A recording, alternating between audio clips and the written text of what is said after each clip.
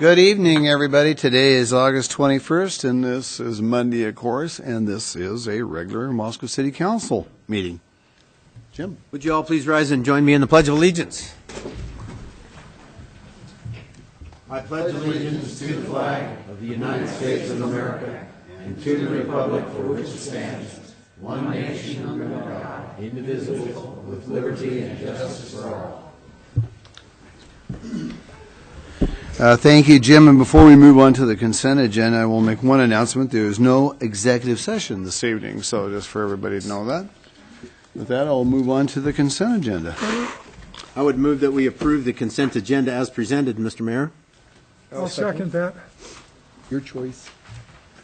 Okay, we got a motion by John, or a Jim, and a second by John to approve the consent agenda as is. I'll start the roll with Walter. Aye. Aye. Aye. Aye. Aye. Okay. Second thing on our agenda this evening is staff recognition report. Gary Reed, do we have anything tonight? We have no report tonight, Your Honor. Okay. Item number 3. Okay, Zach, are we on here? Okay, how's that? Is that a little bit better? Okay, we had a staff recognition report, folks, and we do not have anything. Item number 3 is mayor's appointments, and there is none this evening. Item number 4 is public comment and mayor's response period. This period lasts for 15 minutes.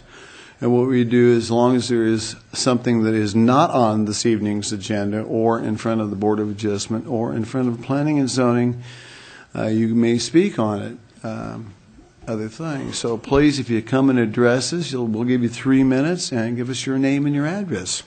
And I will open it.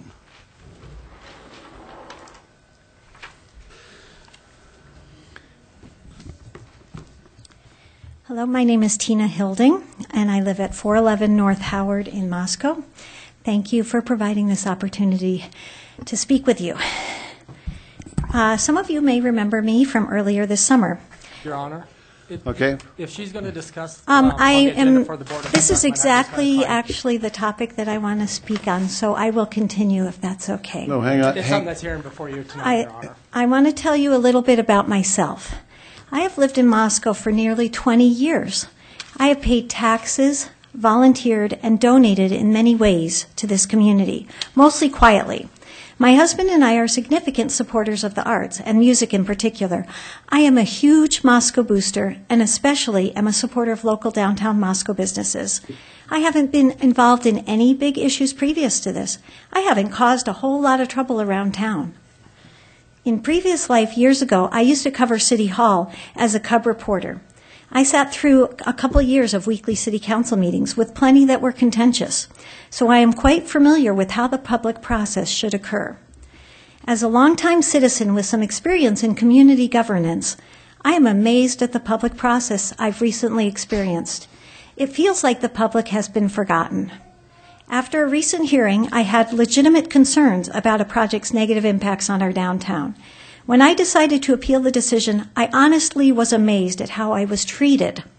Perhaps you didn't intend to make me feel like I was a troublemaker, but one council member said he thought I was part of a vast conspiracy and that I had ulterior motives. The council spent a total of 6 minutes discussing 4 appeals, one of which was mine.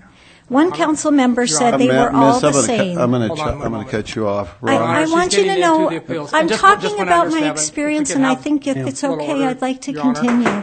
Please, miss. I worked many, many long hours in my spare time to prepare to speak to the council You call a recess. in a respectful and gracious manner. Recess, man. I followed all the rules that were laid out in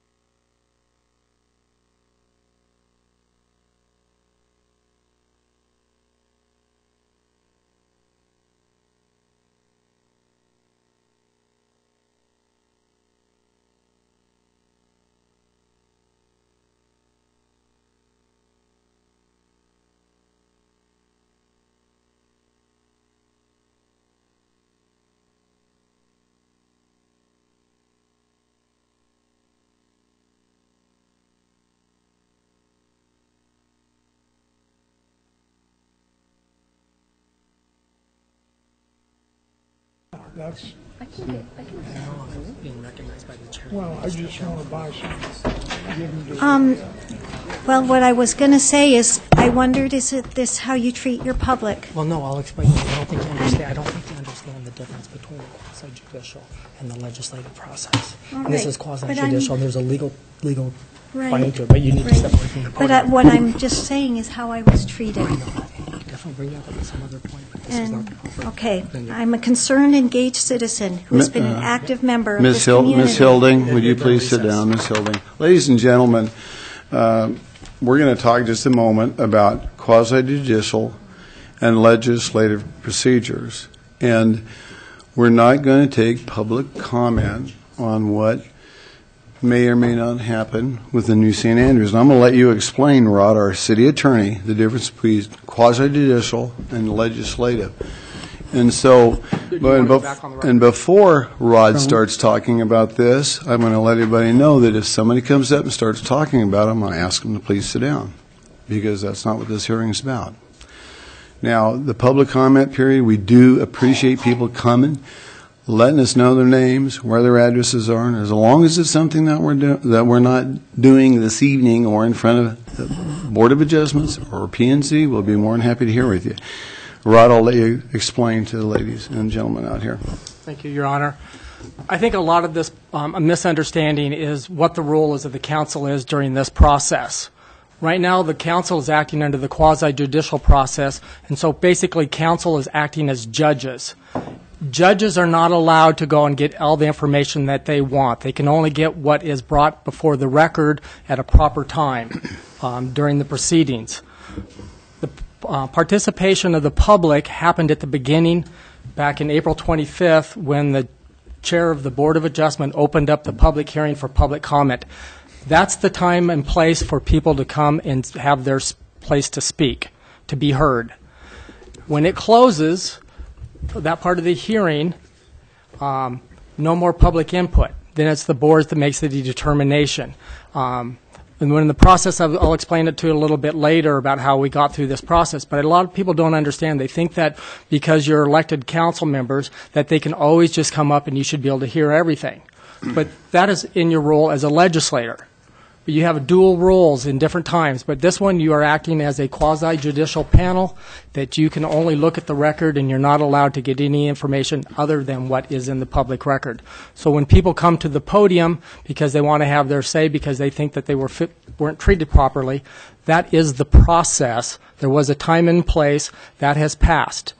If the council hears new information at this point, could taint the process, and if any of the parties or anybody appeals to district court and gets a chance to be heard by district court, if you guys have information that wasn't in the public record at the proper time, then you guys have been tainted, and then the decision could be tainted.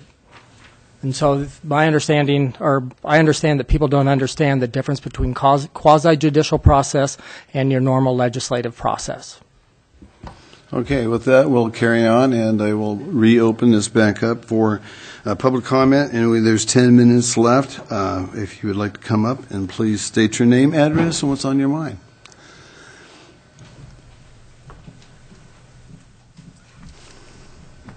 I'm Deborah Sullivan, 121 North Polk. I was not actually going to speak at all tonight, but now I would just like to remind all of you that you're public servants. You work for the public. The public is not your enemy. I'm not your enemy. Tina is not your enemy.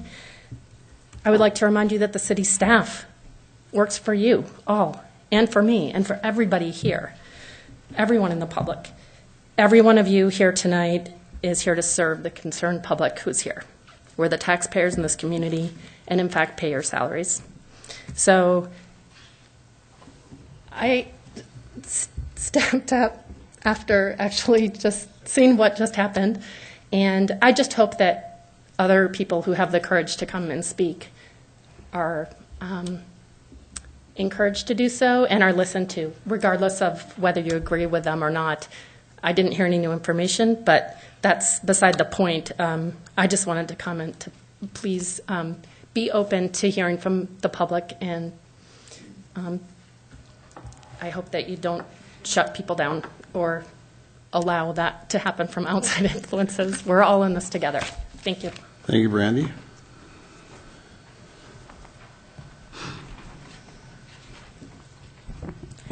Good evening. I'm Joanne Manita, 203 South Howard. As I was driving my husband over to Mountain View Park to look at the eclipse today, I was thinking how wonderful Moscow is, not only because it's beautiful and safe and friendly, but because every individual is accorded respect and given consideration.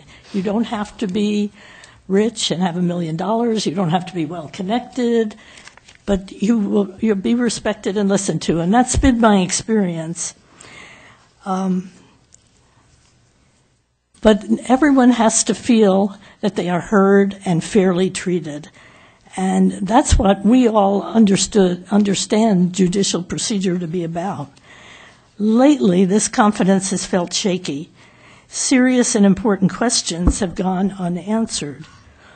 It seems that we sit here and we see big decisions made on the basis of statements and evidence that may be questionable and may not even be true, and then there's nothing we can do about it. And that's not acceptable, and it's not the Moscow way. We look to those who are elected and those they have hired to protect and stand up for due process and for the right of individuals to be heard and answered, even when it's inconvenient and uncomfortable. Thank you. Thank you, Joanne.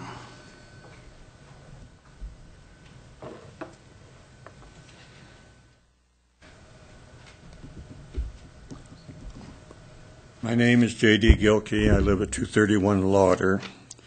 I'm here about several issues. One I've been here 3 years in a row about, and that is getting a light installed at Steiner, Lauder, and I-95. Mm-hmm. It's the most dangerous intersection in Moscow. I don't know what the holdup is. Are they waiting for somebody to get killed there? It's unbelievable that we haven't got a light up there. And with all this new road paving, there's no reason not to have a light.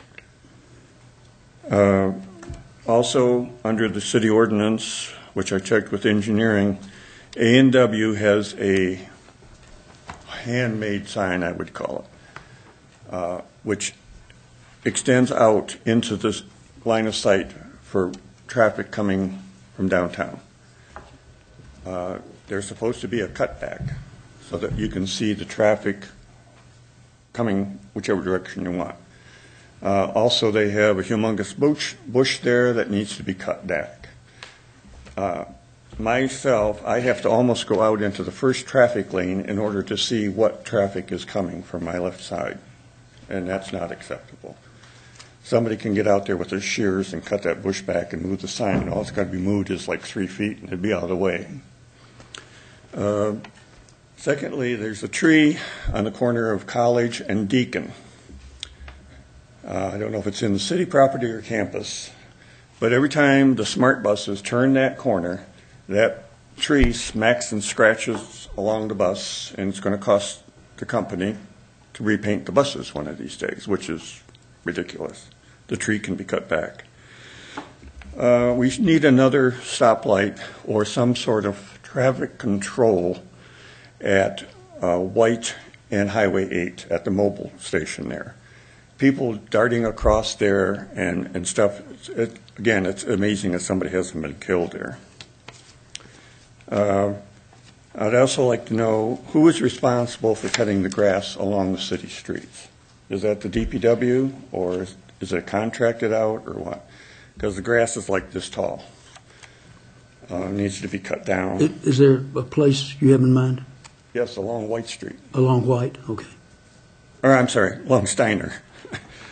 And then on Steiner also, if you're familiar with the llama farm that's there, there's a city bus stop there. And there's broken, decaying pallets just thrown over there. Need to be removed. It's unsightly. I don't like catching the bus and then looking over and see garbage laying there.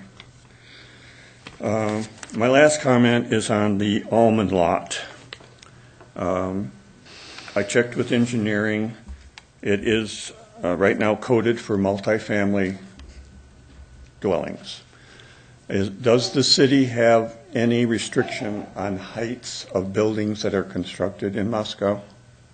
Oh, yeah, there's a height restriction. Mr. Gilkey, your 3 minutes is up, but the points that you made some good points, and some of them have to do with Idaho Transportation, ITD. Garrett, take a minute, but we'll get back on this as well, but you can take a minute and kind of address Certainly, thank you. ITD's position. The issue with Highway 95 Louder and Steiner is an issue we've had with the Idaho Transportation Department since the south leg of the couplet was put in. At that time, we requested a traffic signal to be put at that intersection. It came before the board. The board denied that request. We've since that time mailed several letters. I believe there is also a council resolution asking ITD to allow a signal to be put in. They've not allowed it thus far. They continue to say they will look at it, but we haven't been allowed to put one in, or they haven't agreed to participate in putting one in. Well, today I heard that the city and the state have no basic jurisdictional requirements, that it is strictly up to Avista to put that light in. That is totally incorrect. The regulation of traffic is strictly ITD and the city along state highways. ITD are the ones who designate whether a signal goes in, and they utilize different traffic measurement studies, the MUTCD, and some other traffic studies to determine whether it meets warrants for that. So that's kind of their Bible for determining whether or not a signal goes in. But we have been encouraging them for years to put one in there. Well, myself, I think that we need to get a public, send it to the legislature and demand some type of action be taken. Yes, there will be a light, or no, there will never be a light. Well, but this off and on, I hear this, you say that. Well, it's ridiculous. Mr. Gilkey, and some of these issues are things that we, as a city, we can ask for. Doesn't necessarily mean that we personally can do as a city. I know. But some of the things you brought up, like Highway, White Avenue and Highway, we are putting an underpass in there. That's coming before us, and that's going to be something that's going to be worked on in the next budget year. College and Deacon, we'll just have to take a look at that because I don't know, but we'll get some kind of a report back and we'll move on. So I'd like. Yeah, we can take a look at all these issues and determine if there's anything we can do. Well, the reason I asked about Almond Street is, and the height restriction, is because I have designed a 10-story condominium building previously. With the first six floors are condominiums, 4 floors of parking, so that it doesn't go out into the city for parking. And the condominium association does not allow rentals, so you either buy it and live there or it's going to sit empty. If I may, Your Honor. Yes. And certainly, if you will approach Bill Belknap, our Community Development Director, he can advise you as to zoning regulations, building codes, and that sort of thing to determine what can and can't be put on that lot. Because it's silly. I mean, the lot sits there empty, so it's a Mr. Gilkey, we'll get back to you, and I would like to, because we still have a few minutes left, if anybody else would like to come up and address us. Hi. Thank you. My name is Russ Mafe. I live at 102 South Howard Street. Briefly, I would just ask that the city reconsider their decision to include funding for the bridge connecting 3rd Street to Mountain View in the city's budget. In my correspondences with the city and the city council, I have not been reassured that the city has adequately thought through the safety concerns, considering the proximity of 3rd Street to Lena Whitmore Elementary School, where I have 2 young sons that attend. 3rd and Blaine. It's a very busy intersection, particularly in the mornings, which is presumably what the bridge is hopefully going to connect people commuting to work in the mornings. And I have not seen a very thoughtful response or plan from the city about how to address the thousands of cars that are going to be going through there per day, even with the traffic calming measures that have been proposed. And the city's own projections show that they will roughly double the number of cars through there. It's a very busy spot for pickups and drop-offs for children. And so far, I have not seen an adequate response from the city about how they're going to deal with those safety concerns. And as long as I still have my 3 minutes I would like to say I think it's somewhat disgraceful the way Ms. Hilding has been treated tonight. If we're to understand the dual nature of the city council, certainly we can understand that Ms. Hilding can speak about other things without having to be silenced, and that her comments on the process do not necessarily have to bias the council, and that she shouldn't be silenced. was going to mostly talk about the bridge, but I was deeply disappointed at what I saw here tonight. Well, thank you. And the public comment period is going to be closed right now, but go ahead and sit down, sir. Thank you. There's no more public comment. We've used our time up. We've used 20 minutes. And what I will say is that this council listens to people. Ladies and gentlemen, yes, we listen to people. We listen to people every single day. I, as the mayor, do, and I have for 4 years. And those out there that do not think that happens and that things are made of a decision just on a spur of the moment, that's completely incorrect. There's all kinds of information. Yes, we do run into things that are heated buttons for lots of people. We know that. It isn't without prejudice that we make decisions up here. And it doesn't matter whether it's as council or as myself or city staff. We give thoughtful process as we go along and work on things. That will continue. Now, with that being said, yes, there's decisions that are made that some people don't like, and that's just part of the things that we run into in the jobs that we have. So with that, we're going to end this session. We're going to move on to the next item, which is item number 5, which is our PEP City Introductory Report. And Paul Kimmel, you have the podium, sir.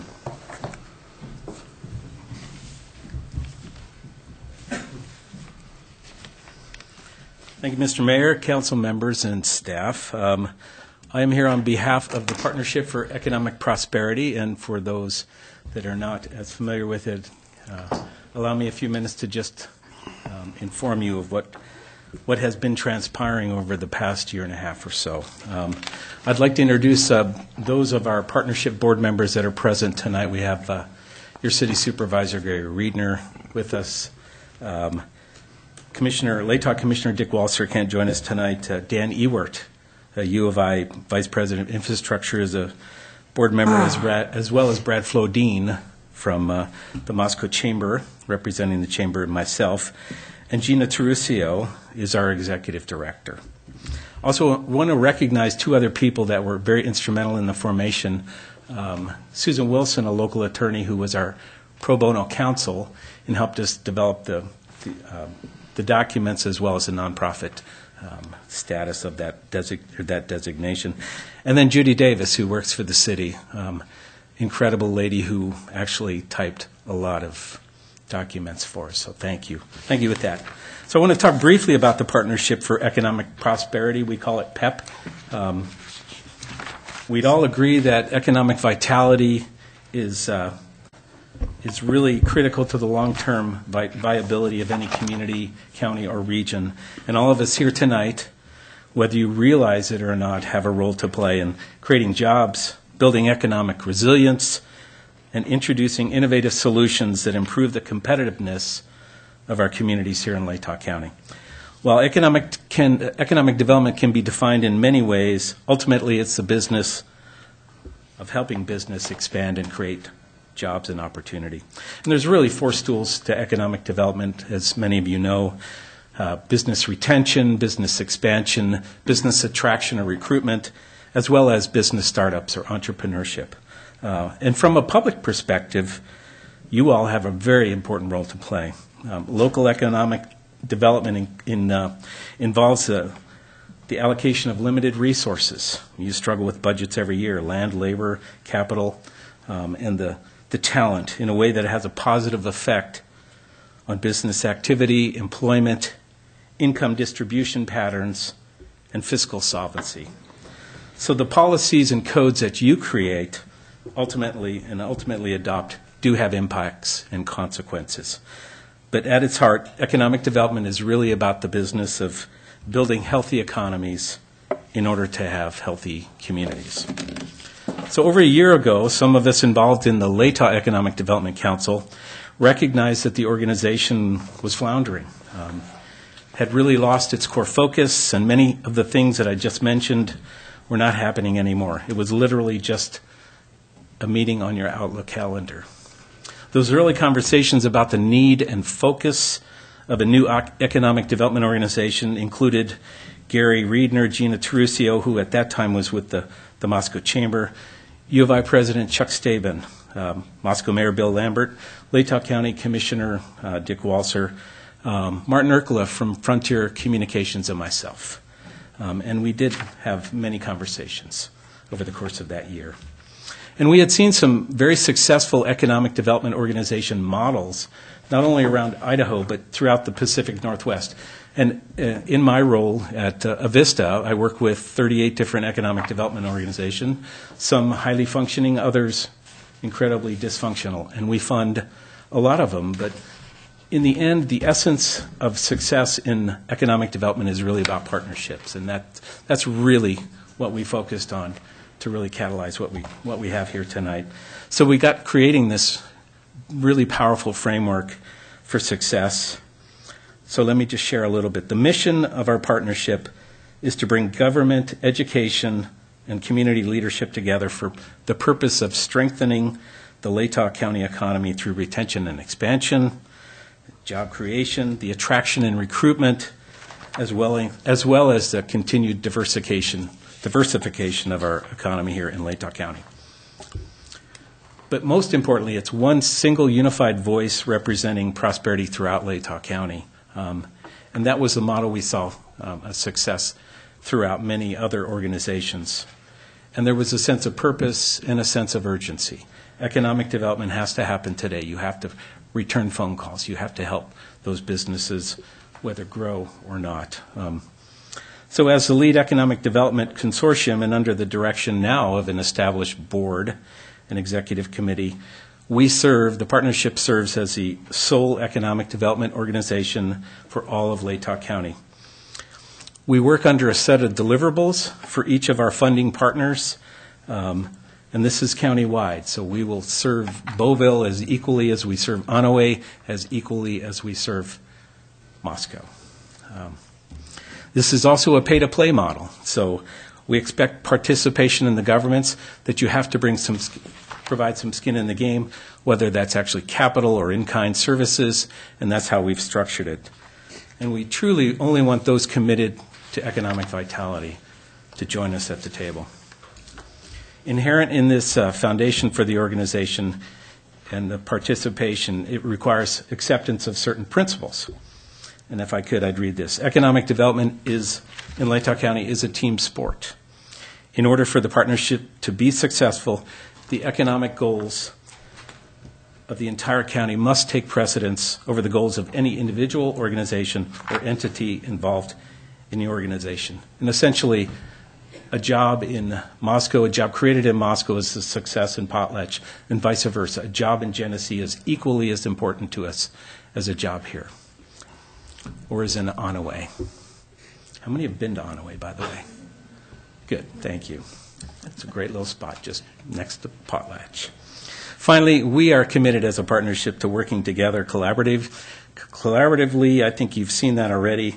We have the shared vision and purpose in mind, creating economic prosperity. So I've provided you some packets. You have our white paper that kind of explains what I've just stammered through.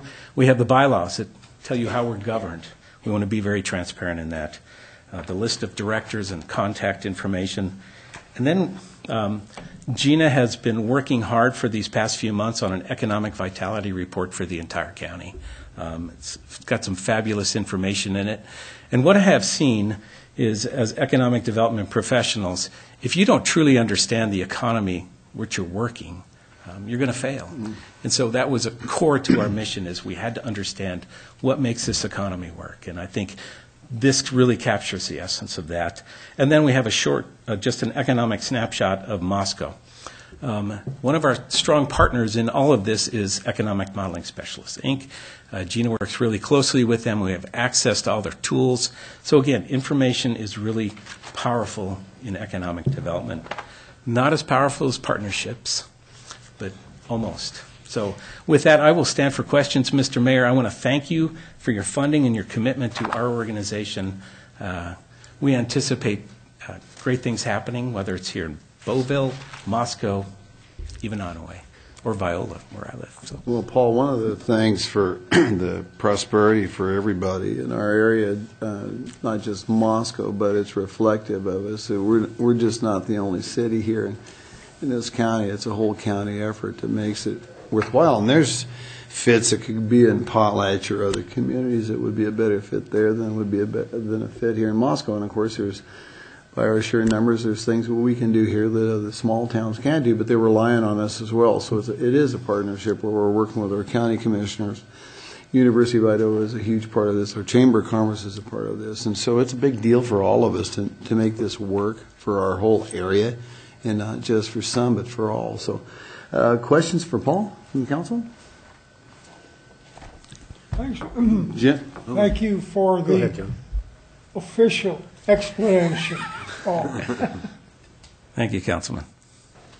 Jim? I was just curious if you have, in the short time you've been working on this, if you've identified some players that you think are going to be coming on board in the short term. Players as in terms of respective potential business starts and things. Job creation Yes. and ideas Yeah, that absolutely. might be happening shortly. Absolutely. Not at liberty to talk about right now. Yeah, but and that's, perhaps. that's part of the challenge is, there are certain confidences in economic development that we have to protect. But what I can tell you is that we have a newfound relationship with the Idaho Department of Commerce. They are up here on a regular basis now, and we are doing site visits on businesses. So this business retention and expansion, BRE program. So Gina and often a board member or two will visit a business, whether it's Kreitz or Bennett Lumber. We'll talk to them, ask them what keeps them up at night. What are the impediments to growth? Challenges to market access, et cetera. So it's really exciting. Some of the next steps for us, we'll be out in those rural communities. We've already introduced ourselves, but we'll be out essentially doing SWOT analysis with them. We'll get them to kind of help us and them understand what their visions are, what does success look like in that community, because we want to be a part of it. Thank you. Well, Paul, I think everybody was excited about hearing about this report, and I know the council as well as myself wanted to hear what was happening with Pep. Walter? Thank you, Mayor. Paul, can we anticipate regular reports, and if so, on what schedule? Councilman Steed, yes, and I believe we're going to be on a quarterly. Is that right? Yeah, yes, quarterly. So again, but don't ever be afraid to email any of us if you have questions, specific questions. We're happy to respond. Thank you. Again, our major funders right now, just to inform you, the City of Moscow, the University of Idaho, and Latah County are equal funders at $40,000 apiece. And then we have private funders like Avista, and then the Chamber of Commerce is providing cash as well as some in-kind provision. But again, we hope to grow that with more private business. That's been some of the struggle here in this community is, we have a large government sector. We don't have a big private sector. So it's, a lot of small business. But again, we're gonna try and bring them in as best we can. But ultimately, we're going to focus on growing this economy. So, Well, thank you, Paul, for that report, and we look forward to a future report as we Thank go you, Mayor. along with their endeavors. Thank you all. very much. okay. Okay, we will move on to item number 6, which is a public hearing considering the 2018 proposed fee resolution. Jen Piffner will be presenting this evening for us.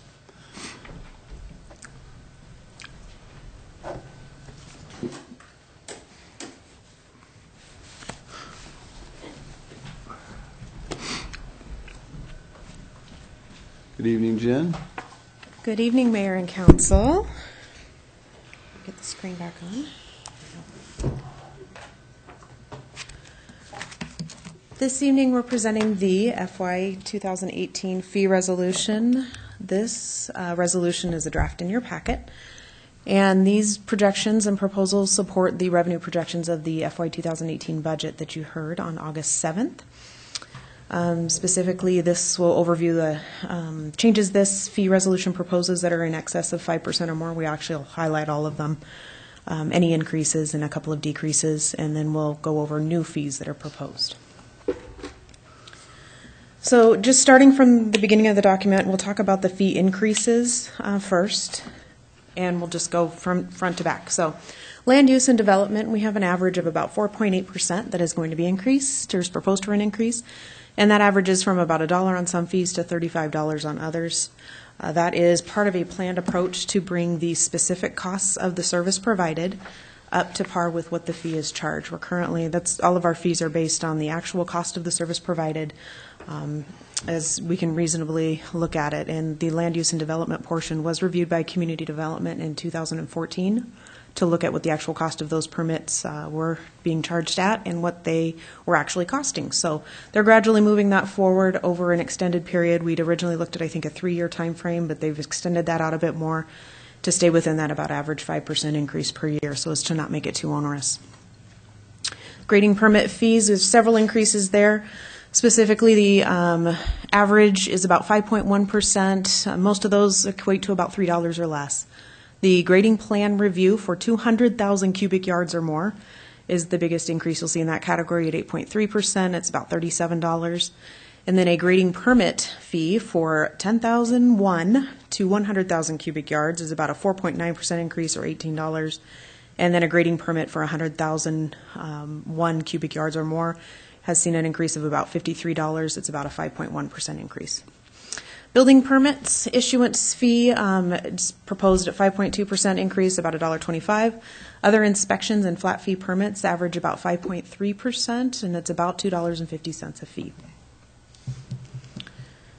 Specific to plumbing, electrical, gas, and mechanical, permit issuance under plumbing, along with plumbing residential permit and plumbing appliance installation, average about 5.1% increases, and that's just under $2. Additional fees throughout that category average about 4.3% increase, and it's anywhere from 50 cents to $5. In the electrical category, the permit issuance is about a 1.6% increase. Temporary service, new residential electrical permit, alterations, and others averages about 5.9% increase, and that's anywhere from a penny to $3. And then gas and mechanical permit issuance at 5.2% increase. And then the larger description of installation of furnace, and there are several other items that are included in that as well. That does a longer description. Pellet stoves, wood stoves, things of those nature. They're proposed at a 4.9% increase, and that's anywhere from 40 cents to $1.25. And then commercial installation, relocation, repair, addition to, and ventilation fans, an average 5.2% increase, anywhere from 50 cents to $1 on those items. And I apologize for reading slides, but I'm just going to give you the info. So, engineering services. Well, when we deal with a lot of numbers, it's kind of number crunching, and sometimes it can be boring, but it's important to go through them, Jen. Thank you. So, engineering services, engineering plan review for multifamily, commercial, and institutional site plan review or parking lot development or bonification review is about 6.6% increase, or it equals $5. The engineering telecommunications review of city facilities only. This would be instances where telecommunications equipment is being considered to be placed on city facilities. It's a 1.2% increase, or $20. And then the engineering review of a revision or modification to that placement would be a $5 increase, or about 2.7%. Engineering easement document review and preparation, $5 increase, which equates to about a 7.7% increase. Sewer permit fees and charges, these come from our plans, utility rate studies, and things of the like. Our sewer permit fees and charges are proposed at a 4.6% increase.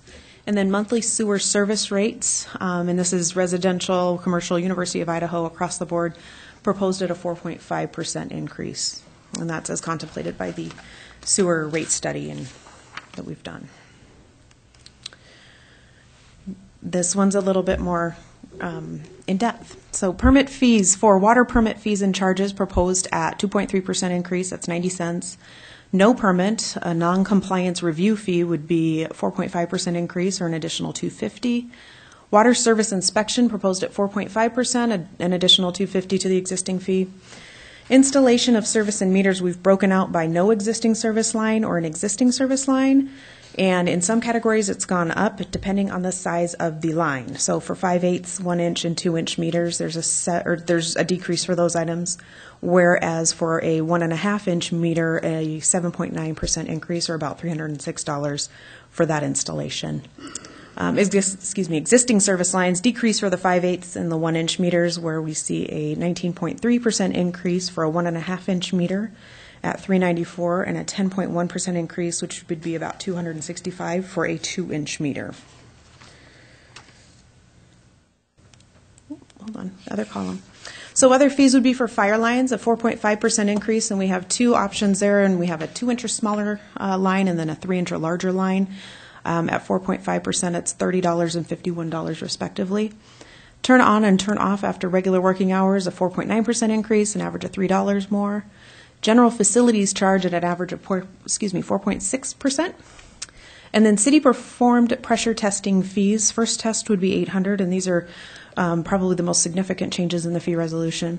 At $800, that would be a 152% increase at $275. Second test at $1,000, which is about a 200% increase, about $515. And then third or more is $1,200, and it's about a 200% increase again there at $625. Again, based on the actual costs of those services is why that adjustment's being proposed. Water service rates, we're back to that water and sewer utility rate study. Standard monthly rates, a fixed charge for single-family residential, duplex, triplex per meter. That's a flat rate. That's 8.7% increase, or $1.85. And then all other monthly rates would raise 6.3%, as again contemplated in that plan. The street department, we do have a fee decrease, a 4.7% decrease of $2 for a street closure permit. My understanding is that we've just gotten more efficient at closing streets, and so it's not costing as much. Public lighting cost per month, small, 1.6 and 1.9 respectively for residential and commercial, and that's 5 cents and 15 cents. Couple of miscellaneous fees. For finance, we have a utility deposit that has been $90, was $90 in the FY17 fee resolution, is proposed at $100, which is a $10 increase, or 11.1%. That is being proposed because the current deposits don't cover a full month of service. If somebody doesn't pay for a final month of utility billing, those deposits would then cover that cost there. City programs and other services. Information services does a 2-part fee for fiber optic and rack lease space. From October 1 through December 31 is proposed at 6.1 for that fiber optic lease rate per month. And it's 0.003 per strand foot. And 0.002 per strand foot would be the 2 increases we would see, one in October and then one again in January. For the rack lease space, 6.1 and 3%. $2.11 per month from October to December, and then an additional $1.11 for January through next September. Parks and Recreations probably has the most changes throughout, and this is due to their programming changing, new programs being brought on. The items that will be proposed for increases include the Hamilton Low Aquatics season pool passes, an average of 5.3% increase, anywhere from $5 to $10 based on the type of season pass. Private pool parties, an average 4.5% increase, anywhere from 15 to 24, depending on the type of party you decide to reserve. Private party rentals for the Fun Run Inflatable or Giant Slide Inflatable, 4.8% increase, or about $8. Picnic table rental at about 50 cents per hour per table increase. Swim team rentals at about 40 cents a lane increase. Comes out to about 7.1 and 7.4 respectively. And then swim lessons, for the different varieties of swim lessons, we have an average of 4.6% increase, or $2 to $3, depending on the type of lesson. Additionally, we have Skyhawks youth camps. These are revamped each year based on the cost of the camp. Some sports camps drop off, some new ones come on. We'll talk about some new Skyhawks camps in a moment. But an average 9.6% increase, anywhere from $7 to $11, depending on the type of camp. Senior and junior girls fast pitch softball, 5.9% increase, about $225 to $325, depending on senior and junior. Youth shirts, the black and yellow shirt jerseys that we have for a lot of our sports, 6.3% increase, which is $1. The Chinese language camp is a significant increase at 150%, about $40 for the camp overall. And then for the Egan Youth Center, we have the Youth Center rentals. We're proposing an increase of 4.8%, or about $1.50. Kids Camp Activity Day, 5% increase, about $1. And then Breakfast with Santa and the Candy Cane Hunt, my understanding is those will be one event instead of 2 this year, and will increase the price for an individual by $1 and for families by $3.50. So 6 and 15% respectively there. And then solid waste. So rates for residential service for return service, bringing carts back, I believe, is second occurrence would be about a 1% increase. Third occurrence also 1% increase, or 10 cents and 20 cents each. Rates for recycling mobile containers per month, specifically for the 12-yard container, we would propose a 3% increase, about $2.85. Rates for dumpsters and mechanical containers, we have a combination of things going on here. For the rental and tax portion, we do not propose a change. One time per week, we propose a 4.9% decrease. 2 times a week, 4.7 increase, and then as we go down, 9.4, 14.2, and 18.9% increases, which is several dollars throughout and larger as the times per week goes up. And then rates for solid waste processing facility access service, the transfer station tipping fee, an increase of 4.4% at $3.55. The inert demolition materials, 4.4% increase, $1.45. And then for mixed materials would be 4.4% increase as well, but that's about a $2.50 increase. So new water permits, fees, and charges. These, I've just put page numbers in here because they're not really a comparison to previous years. We do have a relocation of meters. It's based on the size of the meter and if there is a new tap of the main, no new tap of the main, or a street cut. Meter box adjustments, either horizontal or vertically, charges for those based on the type of adjustment that's required. A resetter installation fee, and then a water service disconnection fee, and we've broken this one out specifically to allow for fees for those that need street cuts and those that do not. Bacterial testing was previously, the fee was charged at a lab rate per hour, lab time per hour, and we've adjusted to a weekday sample for $20 per sample or a weekend sample at $145 a sample. Pressure testing fees performed by a contractor is a new fee. And then commercial single stream recycling, an additional commercial recycling cart on page 29, which you'll hear from Tim Davis more on this evening. And the farmer market vendor fees, which are not necessarily a new fee, but have gotten quite a facelift. The new fees for Parks and Recreation include a crop harvest fee, those new Skyhawks camps that we'll bring on next summer, and then mini junior and junior golf lessons, adult sports, and that includes a field setup fee for private use. And then general recreation programs, we've got a list there. Those are listed on page 23 to 27. Quite a few new tree programs this year, some other camp adjustments and things like that. Jen, explain the crop harvest fee for me. I'm not familiar with that one. We own property that we lease, or I'm looking to Gary to make sure I get it. We own property that we lease that a farmer farms. And so that lease down by where the ball fields, the failed ball fields thing, over Palouse River Drive. Right. So we're charging getting them wrong direction. to harvest. Yeah. I mean, we lease that to them, and then we get a cut of the deal. Yes, hay. Yeah. Hay. Yeah. Okay. $7. Yeah.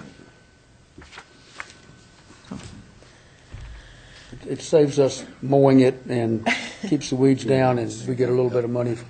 Yeah, I was not aware of any other crops that were harvested. It's the only one that we account for. Yeah. So just to give a little bit of background on the farmers market vendor fees, since they are considerably different than any of the other fees we're discussing this evening, we've typically had, or in the past have had, a walk-on and a seasoned vendor type approach to our farmers market fees. What the Commission has spent the last 6 months doing, as we presented back in February, is to propose a more equitable system for fees for vendors. We found that walk-on participants at the market were paying considerably more than seasoned vendors, while if you compared their attendance, their participation, they were participating in the same way and they were committed in the same way, regardless of their designation. So the Commission has discussed several options, and we've come up with this particular recommendation to look at a more tiered system. With 3 different tiers, we'd still have a seasoned vendor type participation rate. Tier 1 would still provide a walk-on type participation rate. Tier 2 would provide that middle ground, which we didn't really account for in the old system, providing some benefits for vendors along the way. The more markets you commit to, the better guarantee we can give you for the same location at the market each week, which we heard was a high priority for many vendors. This also gives the vendor the flexibility to choose just how many markets they'll attend while still paying reasonable amounts for their participation. I'll go through a few more items here. On the left is the current structure. Season vendor prices on top and walk-on vendor prices on the bottom. To the right, this is how the fees would break down. Would provide for a daily booth fee and a registration fee. And then the same amenities that we have now with shared booth space, table spaces, those vendors that have or spaces that have access to electricity, truck parking, corner parking, child vendor, which I think we're gonna call it a youth vendor, and performance art have not changed. They were not considered in this review. So the average cost difference that we saw with the walk-on versus season can be seen on the left, with an average of $32 per day paid by a walk-on vendor versus a season vendor paying about $15 per day. And this is based on 24 markets, which is the requirement per policy for a season vendor that you must attend at least 24 markets. And then on the proposed with the tier system, we'd range from $35 to $20 per day, depending on what tier the vendor self-selected. So just kind of evening that curve out a little bit, providing for a more equitable structure. The tiers again being how many? Tiers. First tier would be 1 to 8 days. Tier 2 would be 9 to 17 days. And Tier 3 would be 18 to 26 days. So just quick budgetary impact. Typically, vendor fees have covered about 43%, whereas this proposal would put that at about 33%. We have increased our costs a bit with which is an amazing, and thank you very much, Council, for allowing that, bringing our market manager on full time. He's actually viewing the eclipse, otherwise he would be here tonight to talk about fees as well. So just another breakdown of those fees in a table format instead of a bar chart as well. So the overall impact would be the same amount of vendors could easily participate. They would just be in different tiers and then would be allowed to self-select their level of participation. And then we would also provide for a more equitable standing for fees to be charged. And that was the goal of the commission in providing that equity so that in future years fee increases wouldn't be as potentially cumbersome and as confusing as they may have been in the past. We hope the system provides considerable more clarity and allows for, as we said, more equity amongst the vendors who are participating for full market seasons. Okay, questions for Jen before we open the public hearing? Art, will I just say that the Administrative Committee heard this proposal at last week's meeting and asked a fair number of pointy questions about it and approved it to go forward to this meeting. Thank you, Jen. With that, I am going to open up the public hearing and comment from those. Please come forward concerning our fee resolution.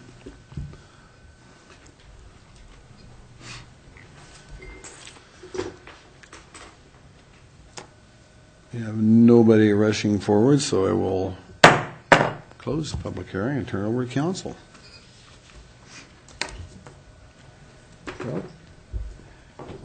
I'll say the Administrative Committee asked questions. The revenue overall is supposed to be neutral, not a lot of difference, and in future fee resolutions that can be adjusted if things aren't working the way that things ought to be.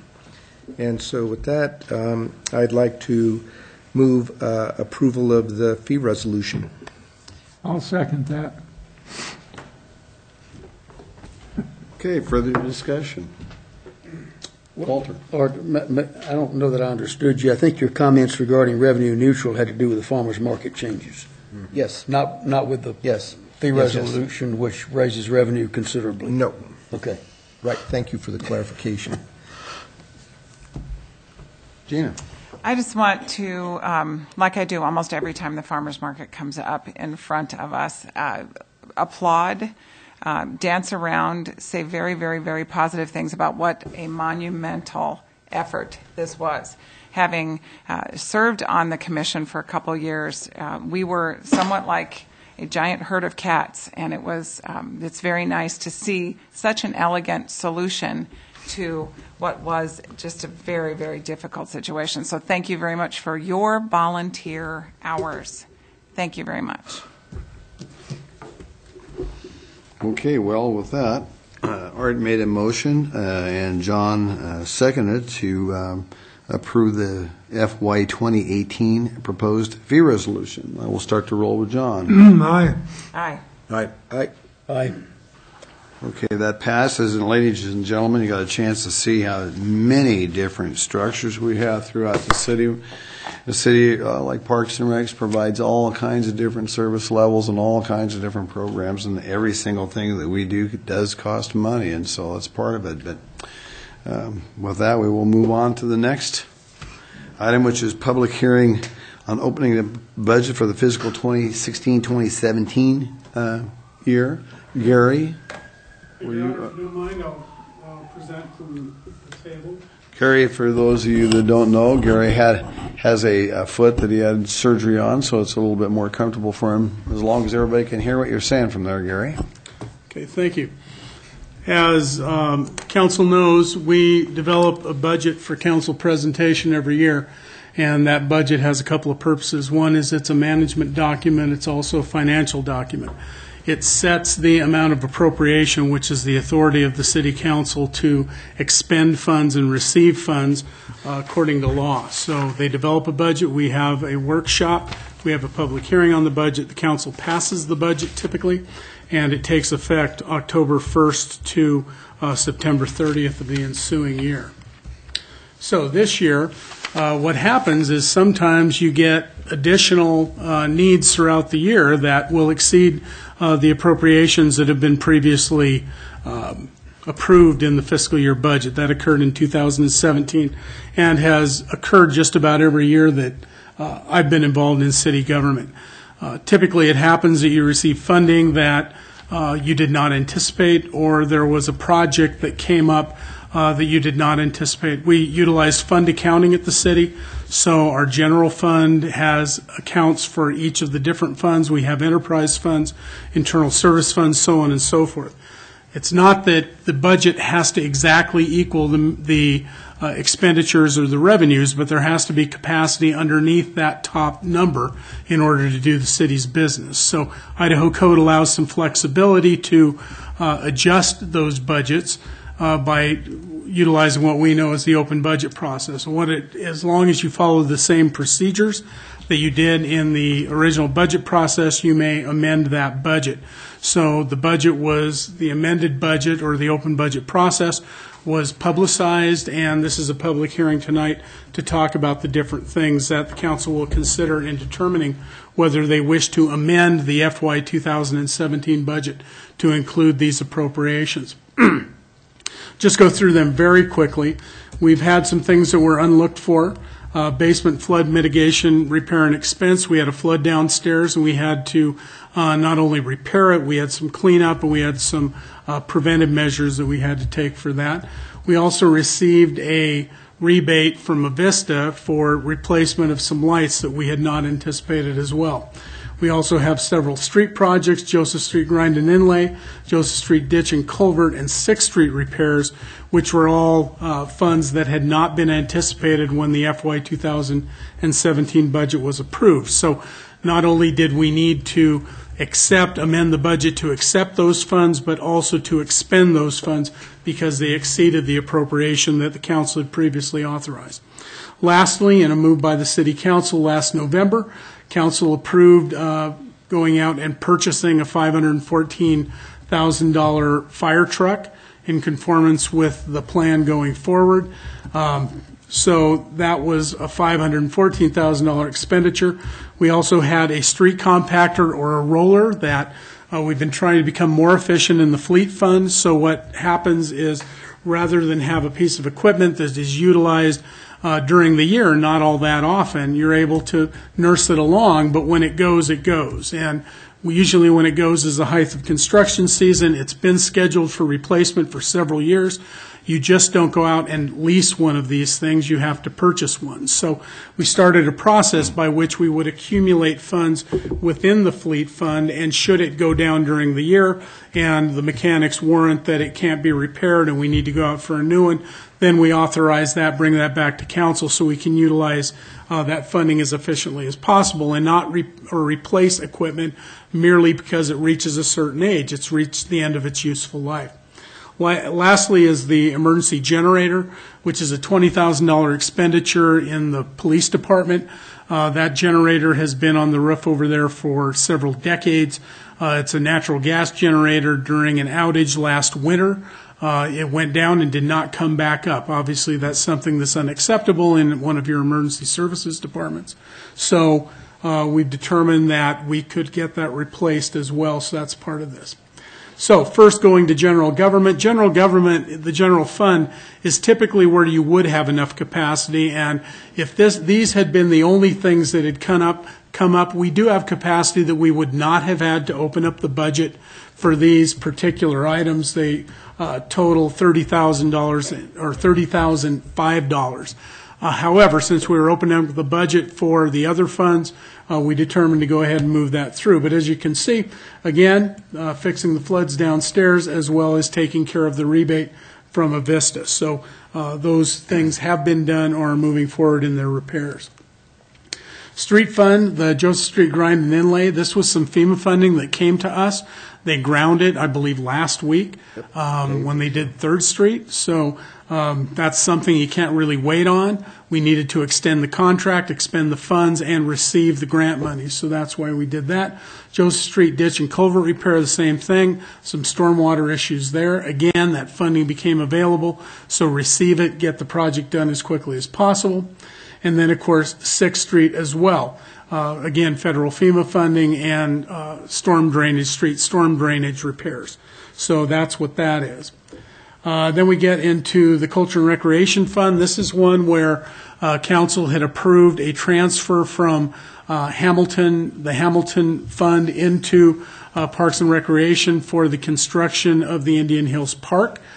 So we're moving forward with that. Council authorized up to $170,000. It appears that only $140,000 will be necessary. We can determine that when the actual bills come up. However, authorization would be for up to that $170,000. And of course, as we indicated, when the council authorized the ability to utilize Hamilton funds for those playgrounds, that each and every one of those expenditures will come before the council for approval before they're expended. So the transfers won't even come out of Hamilton until council approves those. So that's culture and recreation. Then, of course, fleet management, we just talked about that. The idea is to become as efficient as we can. As we indicated before, we'd originally planned on replacing the fire truck fleet. We have 3 engines and a ladder truck that were going to be included in a future bond issue. That's how they were paid for in 1991. Council's direction was that we should move forward with those as part of our regular budget process. We've gone in, we've done the best we can to identify those funds.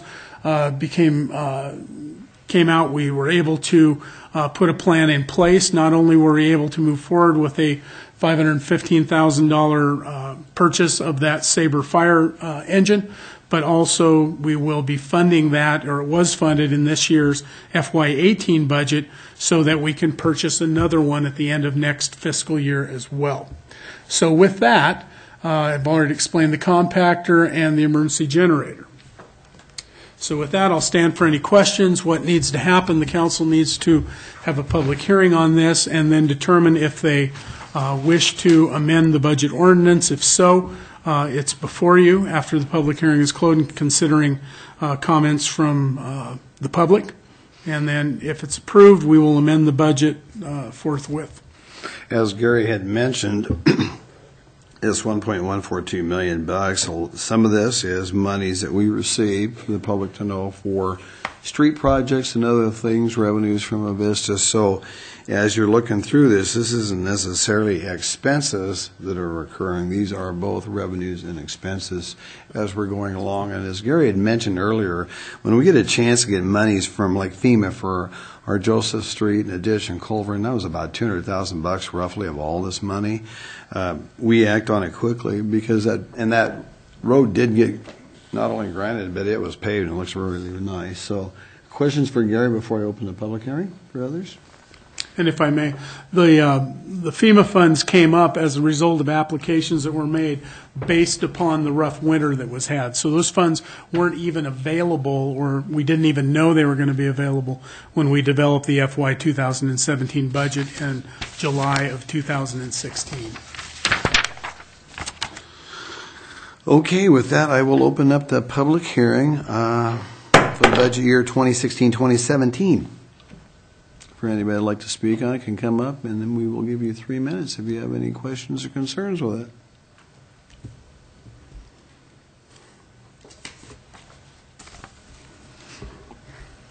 Okay, with nobody coming up, we will close the public hearing. I'll turn it over to council. John. Yeah, Mr. Mayor, after Gary's very succinct explanation of what we're doing here and the fact that on just about all of these issues, with the exception of the FEMA grant money, we've talked about all of them at one time or another, and so putting them all together and voting on, I had to read this a couple of times before I figured out what we were doing there, but I'm fully in favor of the ability to open up the budget, and when it comes to a vote, I'll be voting for it. Jim? With that, I guess I would move that we go ahead and open the budget and make the changes that Mr. Riedner has explained so succinctly, and move forward with it. Second. If I may, since it is an ordinance, would the maker of the motion want to propose waiving the rule?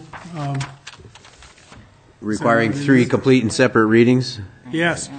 Should be read by title and published by summary. Okay. Yes, I will amend my motion and add that language to it. Thank you very much. I apologize for not including that in the action. Does a second or accept that? I absolutely will.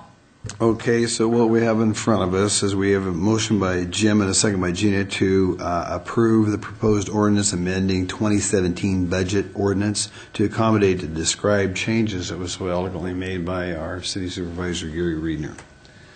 Everybody fine with this? I'll start to roll with Walter. With reluctance to not have the mayor read all the numbers again, I will vote yes. Yes. Aye. Aye. Yes. Aye. Okay, so we do have an ordinance that will be read with this as well, and this is ordinance 2017-10. 2017-10, an ordinance of the City of Moscow, Idaho, a municipal corporation of the State of Idaho, amending ordinance number 2016-11, the appropriation ordinance for the fiscal year beginning October 1, 2016, and ending September 30, 2017, to appropriate monies in the sum of $75,018,649, providing for this ordinance to be in full force and effect from and after its passage, approval, and publication according to law. Thank you, Your Honor. With that, we will move on to item number 8, which is the legal briefing that regarding New St. Andrews College CUP appeals, and this will be Rod Hall, our city attorney, will be explaining this to us. Thank you, Rod. Thank you, Your Honor. Council members, tonight I'm here before you because the city has received 2 appeals subsequently following the July 18, 2017 remand hearing that this council remanded back to the Board of Adjustment. We've gone through the whole process. Underneath our city ordinance, we have a process to how to process conditional use permits. This Board of Adjustment has been granted the authority that was delegated by this body to hear and make those decisions concerning CUPs and variances and a few other things that they're allowed to by law. Pursuant to our city ordinance, we have standards for how hearings are supposed to be conducted. The Board of Adjustment conducted their hearings pursuant to that, and after they met their original decision back in April 25th and was adopted on the 1st of May, there were 5 appeals that were sent to the City Council, which is allowed under City Code. Council heard those appeals at their June 5th, 2017 City Council meeting. All these hearings have been publicly and properly noticed. And out of those 5 appeals, the council sustained 1 and denied 4. The council remanded the decision back to the Board of Adjustment with specific instructions to open up the public hearing only to hear or to allow more information concerning the parking survey. Council specifically wanted information relating to 12:30 p.m. parking. I think before it just had 9 o'clock in the morning and at 3 o'clock in the afternoon. City staff presented that information to the Board of Adjustment, and then they closed the public hearing portion of it. No more public information was allowed. Public testimony was allowed back at the April 25th public hearing when, pursuant to Idaho Code, State Code, there was an opportunity for people to a meaningful time to be heard. They had an opportunity to come in and speak in favor of or against, or if they just wanted to have a comment in the record. At the April 25th hearing, the public input portion closed. Now, this is not your regular legislative hearing. This is part of the quasi-judicial hearing, which we talked about earlier tonight. You guys were acting like judges. The Board of Decision was the original body. You were the appellate body for them. When those appeals came to you, you heard the appeals, and just based on the merits in there, you returned one back to the Board of Adjustment. Board of Adjustment properly noticed that hearing and conducted another hearing with the instructions that council had provided. They made their decision. They upheld the CUP for the NSA, and they reduced the area for the required parking mitigation that was required under the CUP. Based upon the information that was presented all throughout the record, they brought it back from like a half a mile to within a quarter a mile. Because I think most of the argument was that if it was a half a mile, if they were talking about students, they wouldn't be using the parking lot, and then they would be impacting the on-street parking. Most of the discussion talked about if they brought it down within a quarter mile, they'd be more likely to use it and would be lessening the impact of public parking on the streets. At this point, these two appeals that are before you, I'm not sure, there's no process under our city code for them how to do that.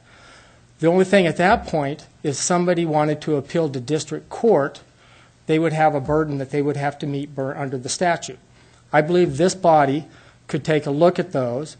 It's the same thing as if it went to a district court, and if there's some clear errors in the record or violation of somebody's substantial due process rights, that I think this body could grant extra due process or extra judicial process to correct any of those glaring errors. But I think they're very specific at this point in the process. Has it narrowed down at the remand? It was just remanded back just for one specific reason, basically, to add additional information concerning the parking. And also you asked the Board of Adjustment to consider criteria number 4 and number 7, which is did, and they've rendered a decision. So today, I would think that this body could review the same as the district court would, and under would be the Idaho Administrative Procedure Act, which is allowed under the Local Land Use Planning Act under state code, and you can look at the scope of review under Idaho Code 675279, which was provided to you. And it's very limited on what you can do, what your court would have to find. We had 2 appeals, and I'll just briefly go through them. Start with first, we had an appeal from an Ian von Lindern and a Margaret von Braun, who have a business at 121 South Jackson, I believe, is the address. One of their first complaints was that they did not receive legal notice, or they didn't receive notice of the process. In the packet, I provided you everything that the city did to make sure that everyone got proper notice. City code or state code requires on these type of actions that people within 300 feet are required to get mailed notice. Our city code expands it even farther. We're required to provide 600, which is 300 more than what the state did. Looking at what the Board of Adjustment or the Community Development did, they provided notice to these proper addresses. They made proper mailing at the proper time, and then they have a process for if mail gets returned. When they reviewed their process, there was nothing that was returned stating that somebody did not get their mail. So there was nothing that alarmed them. So under the first one, it appears that legal notice was provided. If I may, Mr. Mayor. Walter? You're talking about notice for both Board of Adjustment hearings. Yes, for all the proceedings. They claim that they didn't get the first one mainly. So they were notified, you're contending they got notified for everything that occurred, and they're saying they got nothing. Is that correct? They said that they didn't receive the mail there. Okay. I think they said something that the Latah County tax assessor, they send a notice to their personal residents, and I think that's more of a convenience. What the city does is we look at the property owners, and if anybody purchases a property, that it gets put into the system from the county, and we use that information to make the legal notices. And that's the way the city always does. Every city does it that way.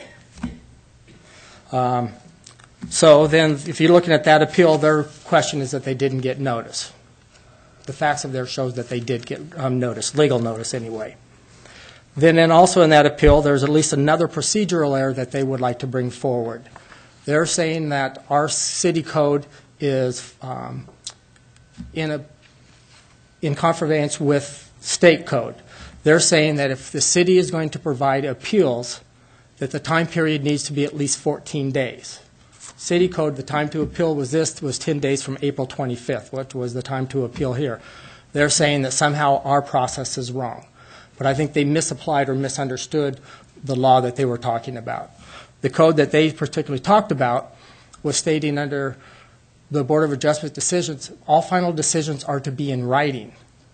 The reason for that is if a reviewing body is to review a decision, they need to have something in writing. If the deciding body failed to put it in writing, somebody who would like to go to district court must first go back to that body and ask them for reconsideration, basically to ask them to put it in writing. And if they don't exercise that, then they're not allowed to get into district court, because the idea is if it's going to be reviewed, the court wants to see it in writing. If it wasn't in writing, they would go back and they ask them within 14 days to put it in writing. They don't, then they could go to district court, and district court would automatically say, yes, that decision needs to be in writing. The Board of Adjustment actually put their remand decision is in writing, and that is part of the record. Walter? Again, Mr. Mayor, so our code reads 10 days to appeal. Did they meet the 10 days? This appellant did not appeal until 10 days after the July 18th meeting of the Board of Adjustment on the remand. But they did make the 10 days? They put 10 days to appeal from that, but I'm saying that they had 10 days from the original hearing, April 25th, to appeal. And they did not appeal? They did not appeal, and they're saying they didn't get notice. Okay. And they're saying that 10-day notice back then should have been 14 days. But the code section they're talking about to be in writing, the code specifically says this section. So that 14 days only applies to this particular section. The other part of the code talks about that if a municipality develops its own process and procedures, then these rules do not apply. No, well, so what you're pertaining that to, Rod, is the Von Lindgren and the Von Braun appeal. Correct. That's what you're talking about in this. So I want to make sure, because there's two different issues, and so that's a different one. They did not appeal the first Board of Adjustment decision at any time, right, within 14 days, within 10 days, or any time after that first decision? No, the first time that they appealed was 10 days after the remand decision of July 18th, so we received it on the 31st. That's the first time they tried to participate. Okay. My contention is, based under the memo and the information I provided, that if the council finds that they were given proper legal notice and that our city code is not in violation of state code, that they don't have standing to proceed on any further issues. The time period to come forward and to be heard was at that public hearing back on April 25th. If I may. Okay. So, Rod, I believe Walter's question was pertaining to whether you utilize the 10 days or the 14-day yardstick. You're saying that they did not appeal within either 10 or 14 days of that original April hearing. Is that correct? Yeah, they had not appealed at all. The first appeal was July 31st, 2017. Then he also had a couple of other, or that appellants had a couple of other things that I don't think this body needs to get to if they find that they've got notice and that the decision is writing, because their time to appeal lapsed 10 days after that April 25th hearing. But they did raise up the issue that they believe that the decision of the Board of Adjustment was not supported by any substantial evidence. They also said that it was arbitrary and capricious. And their last thing was that there was no justification or reason statement in the decision, and that the additional parking information that this council told the board to consider was substantial change in the decision, resulting in new conditions. But I don't think we get to that far. The other appellant was the successful appellant. Could I ask you a question about the one, the Von Braun one? So what you're saying is that because they weren't an original appellant, that they would have no stand. If you weren't one of the original appellants that was remanded, you have no standing to appeal the remand decision, correct? Under our city code, the process on the remand, if they didn't appeal, they're not part of the process. Otherwise, you'd have a process where people could appeal any time, and then decisions would never ultimately be made. Right. Okay. I just wanted to be clear about that wasn't because they didn't appeal in time the second time. They just had no standing to do so because they didn't appeal in the first place. Yeah, they did not appeal to be a participant or a party to that appeal or that process. Thank you. Your Honor, if I may, I would suggest that the council treat these appeals totally separately, take a vote on the first appeal, and then proceed to the second appeal. I agree you can definitely do that. I was going to present that and say that there are two actions here, what they were doing, and talk about it.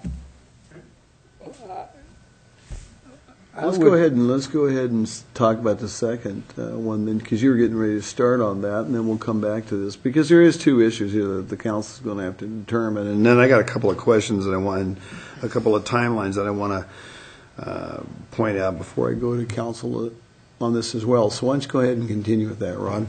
Okay, and the second appeal that the city received on July 31st was from the successful appellant at the original Board of Adjustments decision that this council decided and remanded back upon. Like I explained earlier, that decision narrowed the issue for the Board of Adjustment to decide, and they did that and they made their decision.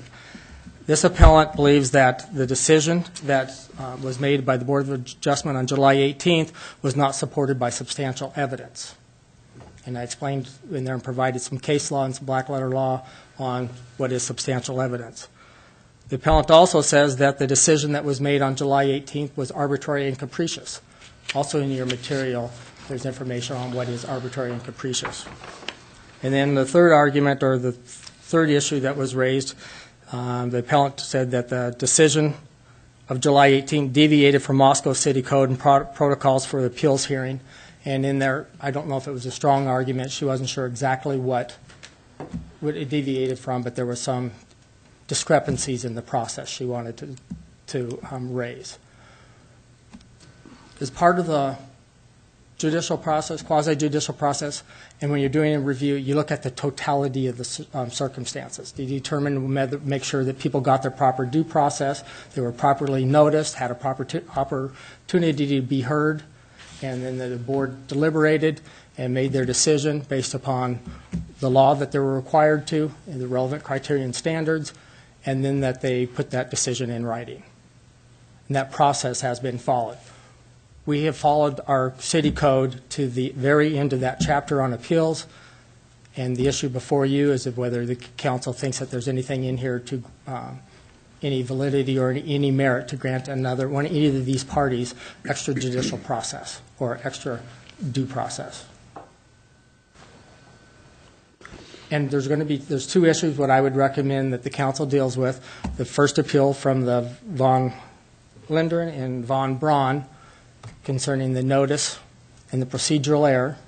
And then I would also recommend that you make a decision on the second appeal from the successful appellant of the earlier decision. Okay. Walter, you have something to say? No, I'm good at the moment.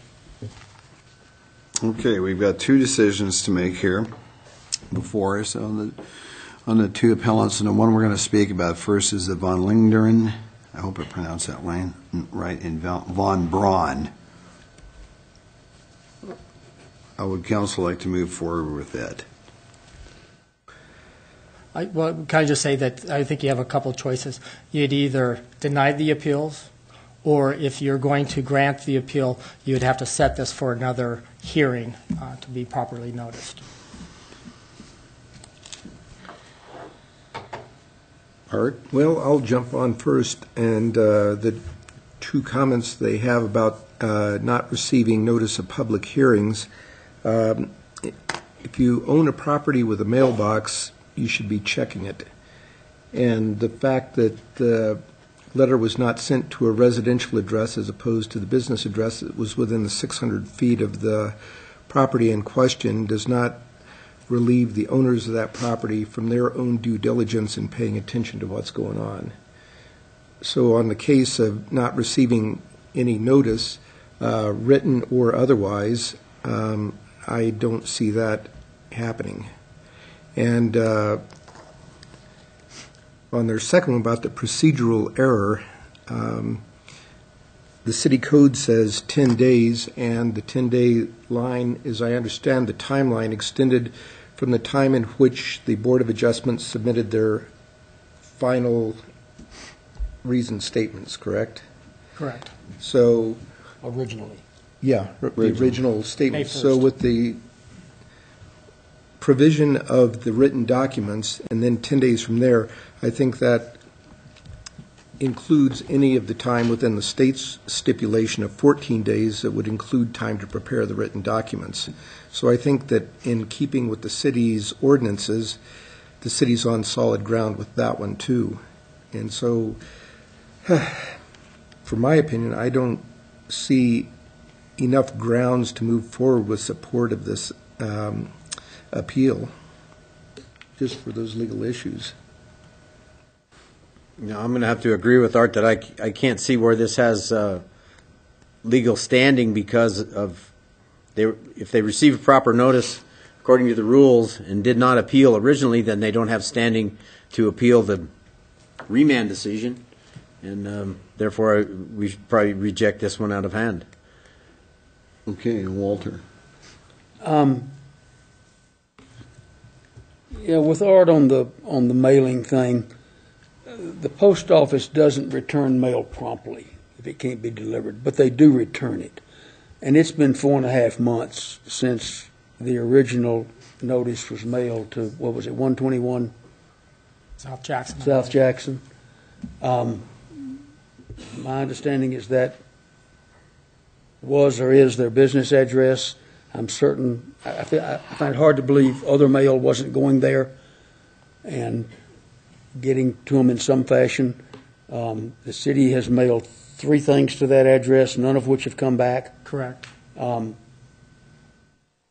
And this process wasn't done without 2 or 3 stories in the newspapers, a legal notice in the newspaper, not to mention just the mailings. So I think I'm in the same position as saying, it just was not appealed in the proper time frame.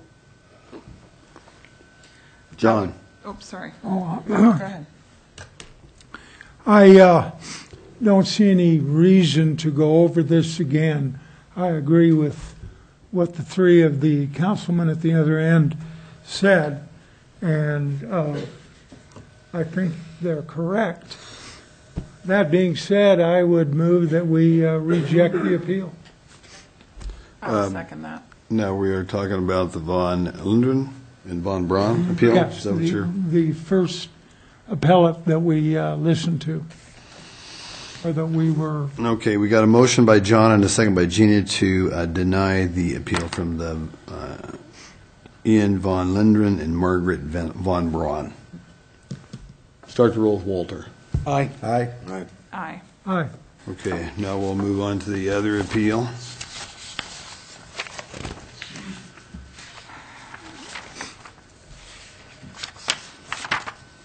Which is Ryan Pilgrim.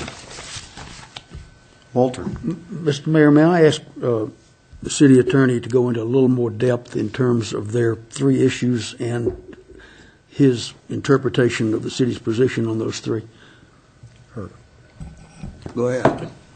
Well, the first issue was talking about that the decision was not supported by substantial evidence. What I provided in the packet is some case law that talks about what is substantial evidence. And I believe that they're saying that if you read it, substantial evidence is if it's based, evidence in the record that would support the decision. It may be a decision you don't agree with, but it's one that people could say, well, yeah, that could lead to that particular decision. It doesn't mean that it doesn't have to be uncontroverted either. It can be contradicted information in there as long as there's information there that would support the decision. That is substantial evidence. The second issue was arbitrary and capricious. That's basically saying that they just pulled it out of their back seat, that if there might be a record, but the decision is not based upon anything. If a governing body is acting in an arbitrary, capricious manner, basically it is doing whatever it wants, and I think would be abuse of power. There's enough information in here to show that it wasn't arbitrary and capricious. It was based upon the substantial evidence that's in the record. And then the third issue was thinking that there was some deviation from procedure, but also providing some information on what is required to establish due process and proper procedure. The main thing is that when we're dealing with local bodies, you're not going to ever have a perfect procedure or a perfect hearing, but the opportunity is to make sure that people who are concerned enough have an opportunity to come forward and have their voice heard and raise their issue. And then other people with different issues can bring them forward. And then when the body closes the public hearing, the body deliberates based upon the information that's been presented. I believe that the Board of Adjustment, as well as this body, has followed that. Okay. Gina. There's been some pretty important things said this evening, and I want to highlight the two of you for the things that you said. Brandy, we are indeed in this together. Deborah, we are indeed in this together. And we are not enemies, and you do indeed pay our salaries. You do, however... Hey, hopefully you would keep it within the council at this point. We can't talk about what I'm sorry. Discussion. I apologize for that. But essentially what I am hoping to highlight is that the Board of Adjustments, every one of the individuals that sit on the Board of Adjustments are indeed volunteers. And I watched every one of the hours of their hearings and the process that they went through. And I believe that the decisions that they have made, both in the beginning and then when we remanded something or back to them, they were supported by substantial evidence. Their decision is not, in fact, it is quite the opposite of arbitrary and capricious. And Joanne, I want to stand up for some due process and recognize the fact that I feel that this appeal, again, is worthy of being denied. One of the things that I'd like to state here, just for the timeline on this, the public hearing was held on April 25th by the Board of Adjustment, and that CUP was approved with conditions at that time. And correct me if I'm wrong on the dates on this, Rod, as we go along. May the 1st, the Board of Adjustment approved the relevant criteria and the standards for this. Yes, and that would be the final decision at that point. And then on May the 11th, or by May the 11th, the city received 5 appeals. And then on June 5th, the City Council conducted statutory public hearings on the 5 appeals, sustained 1 and 4 were denied. Then on June 19th, the council adopted a remand decision with specific instructions to go back to the Board of Adjustment. And on July 18th, the Board of Adjustments of that hearing on the remand came back and approved that once again. And then on July 31st is when we received, and we're going to talk about the one appeal because the other one's already been denied. Point that I want to make here, ladies and gentlemen, is this is a quasi-judicial hearing as we're going through this process, and counselors nor other bodies can't just discriminately talk about this because these are very legal and very important matters, no matter how emotional it becomes for any of us. And so we have to follow the procedures. And what I heard Rod say was every single procedure was handled and followed correctly and properly from our Board of Adjustment as well as this council. Is that correct? Correct, Your Honor. Okay. So with that, I'll continue on. Art. I'd just like to comment on the issue of substantial evidence. The Board of Adjustment lamented the fact that they had no data on parking in the 12 o'clock area. So to fill that data gap and to provide sufficient evidence for the Board of Adjustment to modify their decision if necessary, we asked for a renewed parking study, and the Board of Adjustment came to essentially the same conclusion, accepting the distance that parking would have to be located from the property in question. So, in fact, as opposed to lacking substantial evidence, I think they received more to assist them in their decision-making. And given that, I don't see that the capricious nature of the decision could be upheld as such.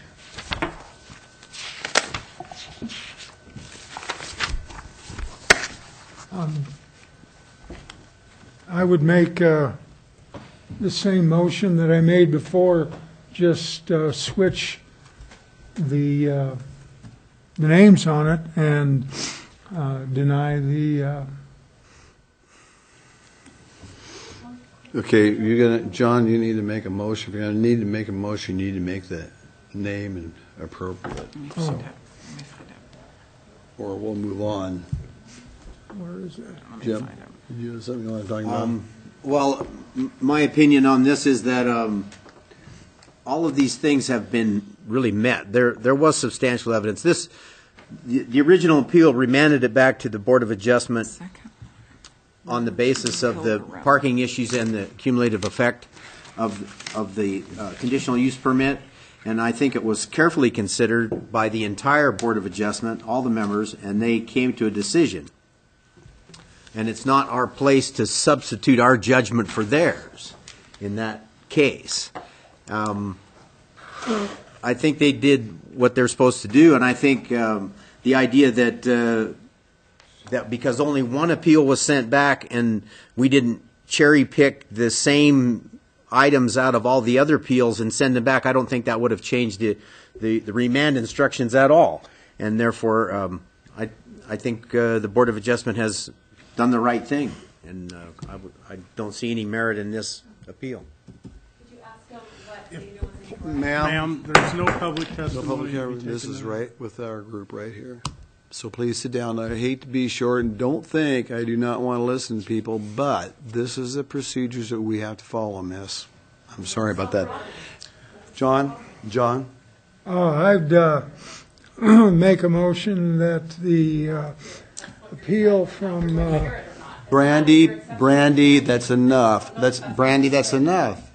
This is a legal hearing, and we're not. Your Honor, might I suggest taking a recess? 5-minute recess, and we will.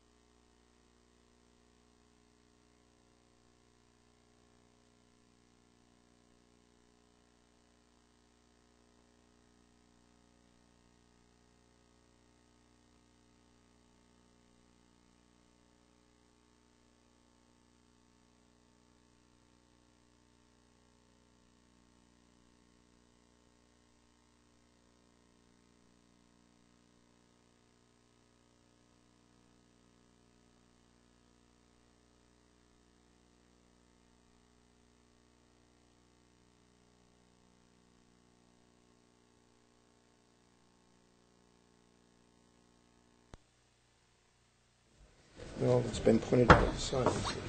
Okay, we will resume on the appeal process of Ryan Pilgrim, appeal dated July 31st. Yeah, so we will resume the discussion on that. Your Honor, if I could address the council. Just also to be clear, want to make sure that, council, you're understanding that you're denying the appeals from going forward. You're not really hearing any of the merits of the appeals, you're just denying from the part of the process. Denying the appeal for Rayanne Pilgrim. Okay. Could the record reflect there's a consensus of the council to that question? I think so. Okay. Right. Yeah. Council, I'll start with Walter. We'll do a consensus. Start with Walter. You understand? Yes. Yes. Aye. Yes. Okay. Yes. We're good to go.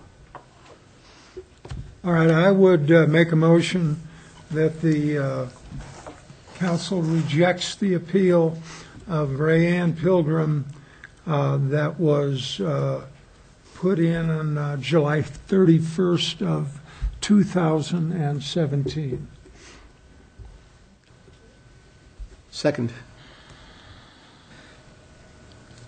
Okay, I got a motion by John and a second by Art to deny the appeal by Ryan Pilgrim received July 31st, 2017. Start the roll with Walter. Aye. Aye. Aye. Aye. Aye. Okay, and we will move forward. Thank you all. And as I said earlier,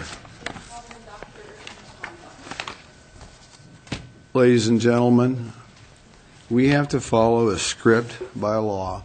And that's exactly what this council does. And we can't deviate from that. Whether you like it, whether you don't like it, that's how we got to do it, folks. And we'll move on. Doesn't mean we don't listen, but we move on. And with that, I'm going to move to item number 9, which is the 3rd Street Pedestrian Bridge refund donations. Gary, you've got this one. Thank you, Your Honor, and thank you for your indulgence again in allowing me to sit here rather than get up and stumble my way up to the podium. As the council knows, the council in the FY 2018 budget public hearing on August 7th approved the budgeting of $580,000 excuse me, for construction of the 3rd Street Bridge. This multimodal bridge takes the place of a previously designated pedestrian bridge that would have spanned Paradise Creek. At one time, the council accepted donations if that pedestrian bridge could ever be funded. So there were funds that were received in anticipation of that. Most of them are fairly old in that they occurred. Excuse me, Gary. Jen, would you pull that door, please?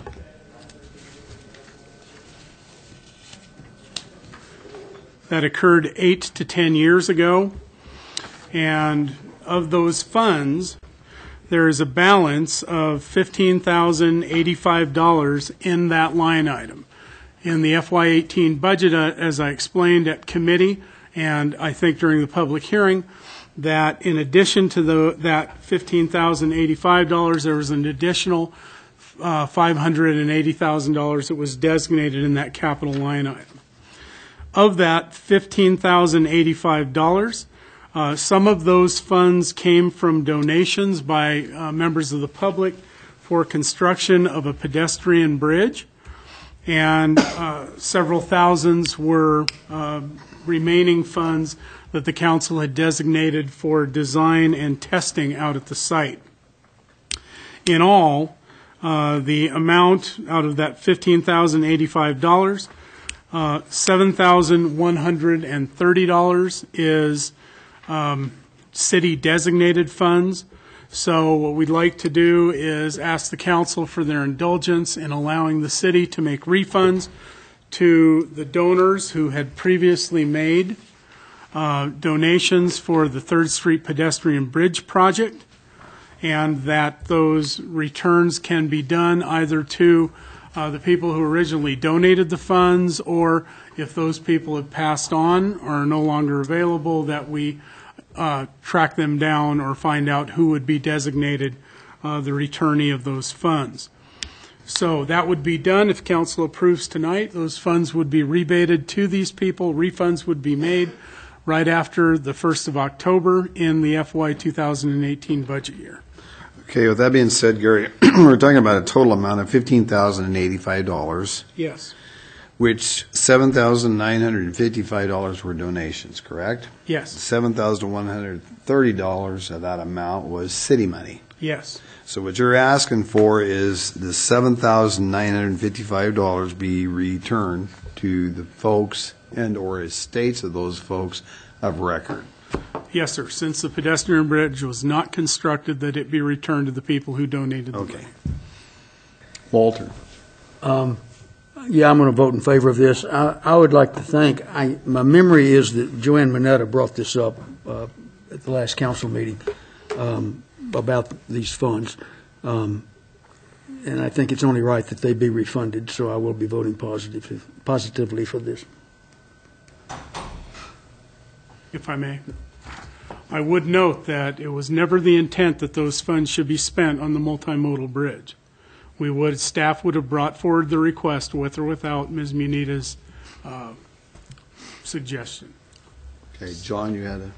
I was just going to make a motion to approve the refunding of donations made to the city of Moscow for a 3rd Street pedestrian bridge.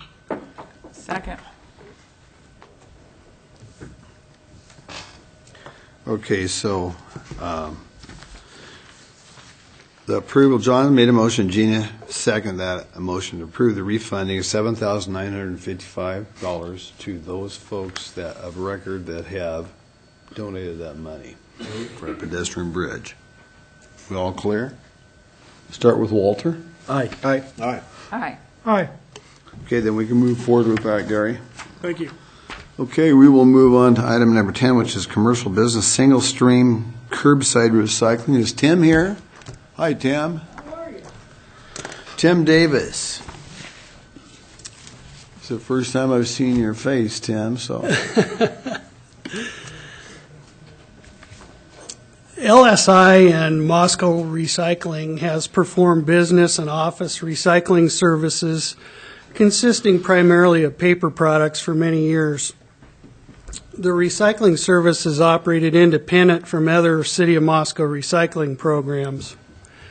Due to the independent nature of this service, LSI operates the service with separate staffing and truck. There are currently 53 businesses and schools participating in the program. 34 of these are on a weekly or biweekly schedule, and 19 of them are on-call services. The current service is costly and inefficient in many ways. In November of 2016, LSI sent notices to their commercial recycling customers that due to the costs and inefficiencies, they were going to discontinue this service effective January 1 of 2017. My plan had always been to bring the proposal to City Council to expand our single-stream curbside recycling program to the commercial sector in Moscow once the residential program was established. And after speaking with management at LSI, they agreed to postpone the discontinuation of this service until a proposal could be brought before Council for your consideration. Incorporating the proposed business single-stream recycling program into the existing single-stream residential and multifamily routes will add efficiency in terms of time, staff, and equipment. The proposal will require some rerouting by location rather than customer class. Currently, residential recycling takes place on 1 week and multifamily on alternating weeks. The current residential recycling routes are far more time-consuming than the multifamily routes. The rerouting plan will strive to even the workload from 1 week to the other and combine residential, multifamily, and business customer recycling collection schedule based on sections of the city and location. This will change the service week of some existing residential and multifamily customers. In the end, there will be 2 more evenly weighted routes still operating on alternating weeks, and all customers affected by the change will be notified. New recycling schedule calendars will also be developed and distributed. In your packets, you will see the request for proposal for modification of services issued to LSI, as well as the response to the proposal from LSI. The proposed LSI rates to the city to expand single-stream recycling to commercial customers will be the same as current rates for the residential and multi-family single-stream program. The new program will run essentially exactly the same as the residential program does. As far as the implementation timeline, our plan was to have a 30 to 40 day sign-up period. We'll do a mass mailing to all our business customers, determine how many carts are needed. Once that's completed, we'll order the carts. Carts will be 8 to 10 weeks out. The rerouting plan has already kind of started, but it'll be an ongoing thing, and we'll be dependent on the queuing for their database folks to work on this in their scheduling. And then once the carts show up, it's just a matter of getting them distributed. I'm going to estimate late fall to first of the year-ish to get things going. Obviously, if we can get it going prior to that, we will. Questions by the council? Walter. Tim, regarding cardboard, LSI currently has separate cardboard commercial containers. They're not totes, they're not carts, they're big. In fact, I walked past one over the weekend that was, it must have been a 3-yard, and it was overflowing with cardboard. You said the program's going to be the same as we have now in the single stream. Is that true, or are you going to keep the cardboard separate? The commercial cardboard route as it stands is separate of other city programs, and I'm not anticipating changing that. Go ahead, Walter. So would it remain LSI's only, or would it be incorporated under their contract with us as the other commercial recycling will be? LSI will do the collection, basically. It will be separate from any program that the city runs. Okay. So just, if I may just pursue this to make sure I'm clear. The city has for years contracted with LSI to pick up garbage and to pick up the little buckets on the curb of residential sorted recycle. We went to totes for garbage. We went to totes for single stream and changed our contract with LSI. In the meantime, LSI was running, I think unbeknown to the city, not that it's a bad thing, but a commercial recycling where they picked up and single streamed it and baled it. Now we're going to pick that up under our contract with them because they want to get out of that business, and we want to have that service continue for the commercial customers. Correct. I'm still want to make sure I understand cardboard. Cardboard will stay LSI and nothing to do with us. Mm-hmm. Okay. All right. Okay. Go ahead. Right, Gary? You look a little puzzled. Well, you have to remember, we franchise for the collection and disposal of solid waste. We also have a franchise that expands that to composting, recycling, so on and so forth. It is the city's typical practice that if there is some service that we would like LSI to look at providing, we put out a request where they respond to us with their proposal.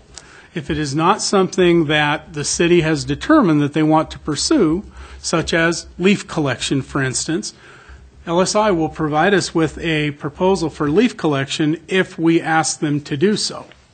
Or they could come to us and say, we'd like to do this, what do you think? Otherwise, it is not regulated by the city. So, commercial recycling was not regulated by the city. When they determined that they did not want to continue with their current private program, then enough businesses came forward and said, we would like to continue this, LSI does not want to do it, city, would you consider asking them to do it? That was how Tim ended up sending the letter. Cardboard, commercial cardboard, and aluminum cans have always been separate. Cardboard, there typically is a robust secondary market for, as is aluminum cans. They might not even be collected by LSI. There is no protection for commercial cardboard from a retail business that it should go to LSI, as far as I know.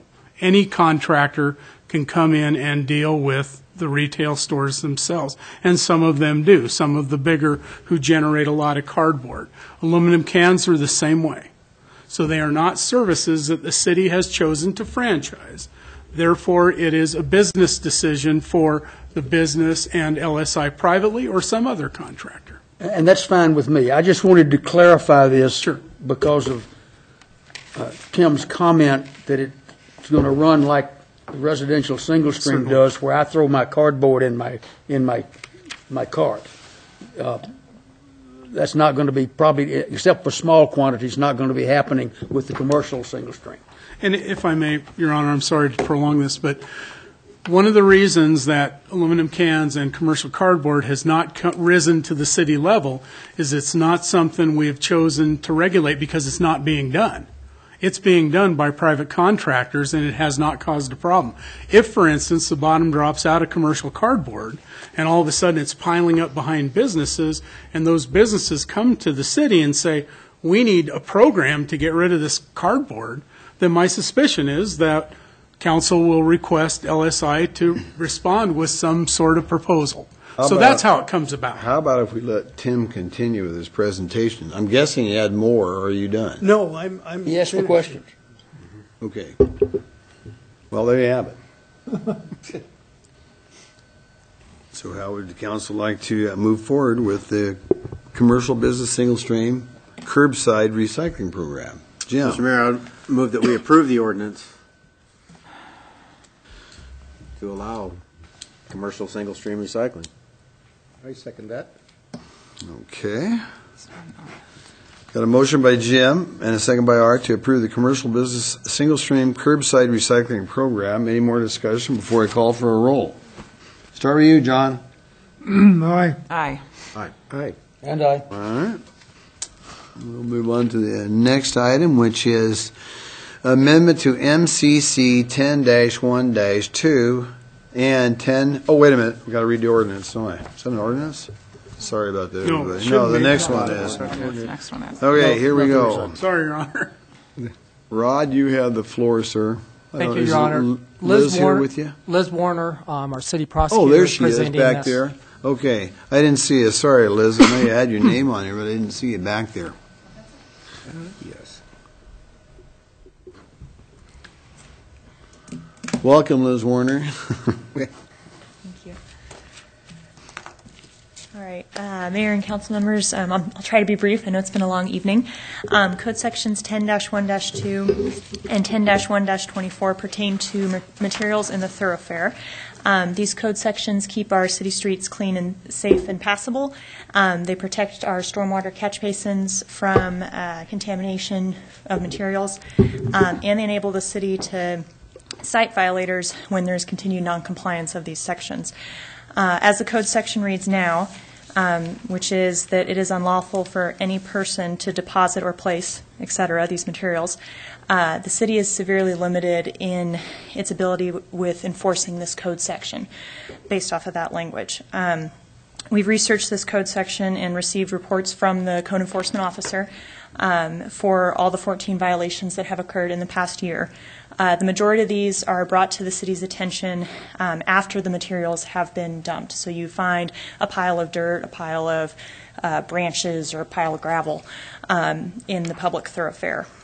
And when the city finds out about these materials, ownership is frequently not known at that time. Once ownership is determined, the owner is warned for the violation, and most owners correct the violation on their own by moving the materials. Those owners who take steps to correct the violation and move the materials are not cited by our code enforcement officer. Obviously, we want to work with folks to move the materials as our first priority.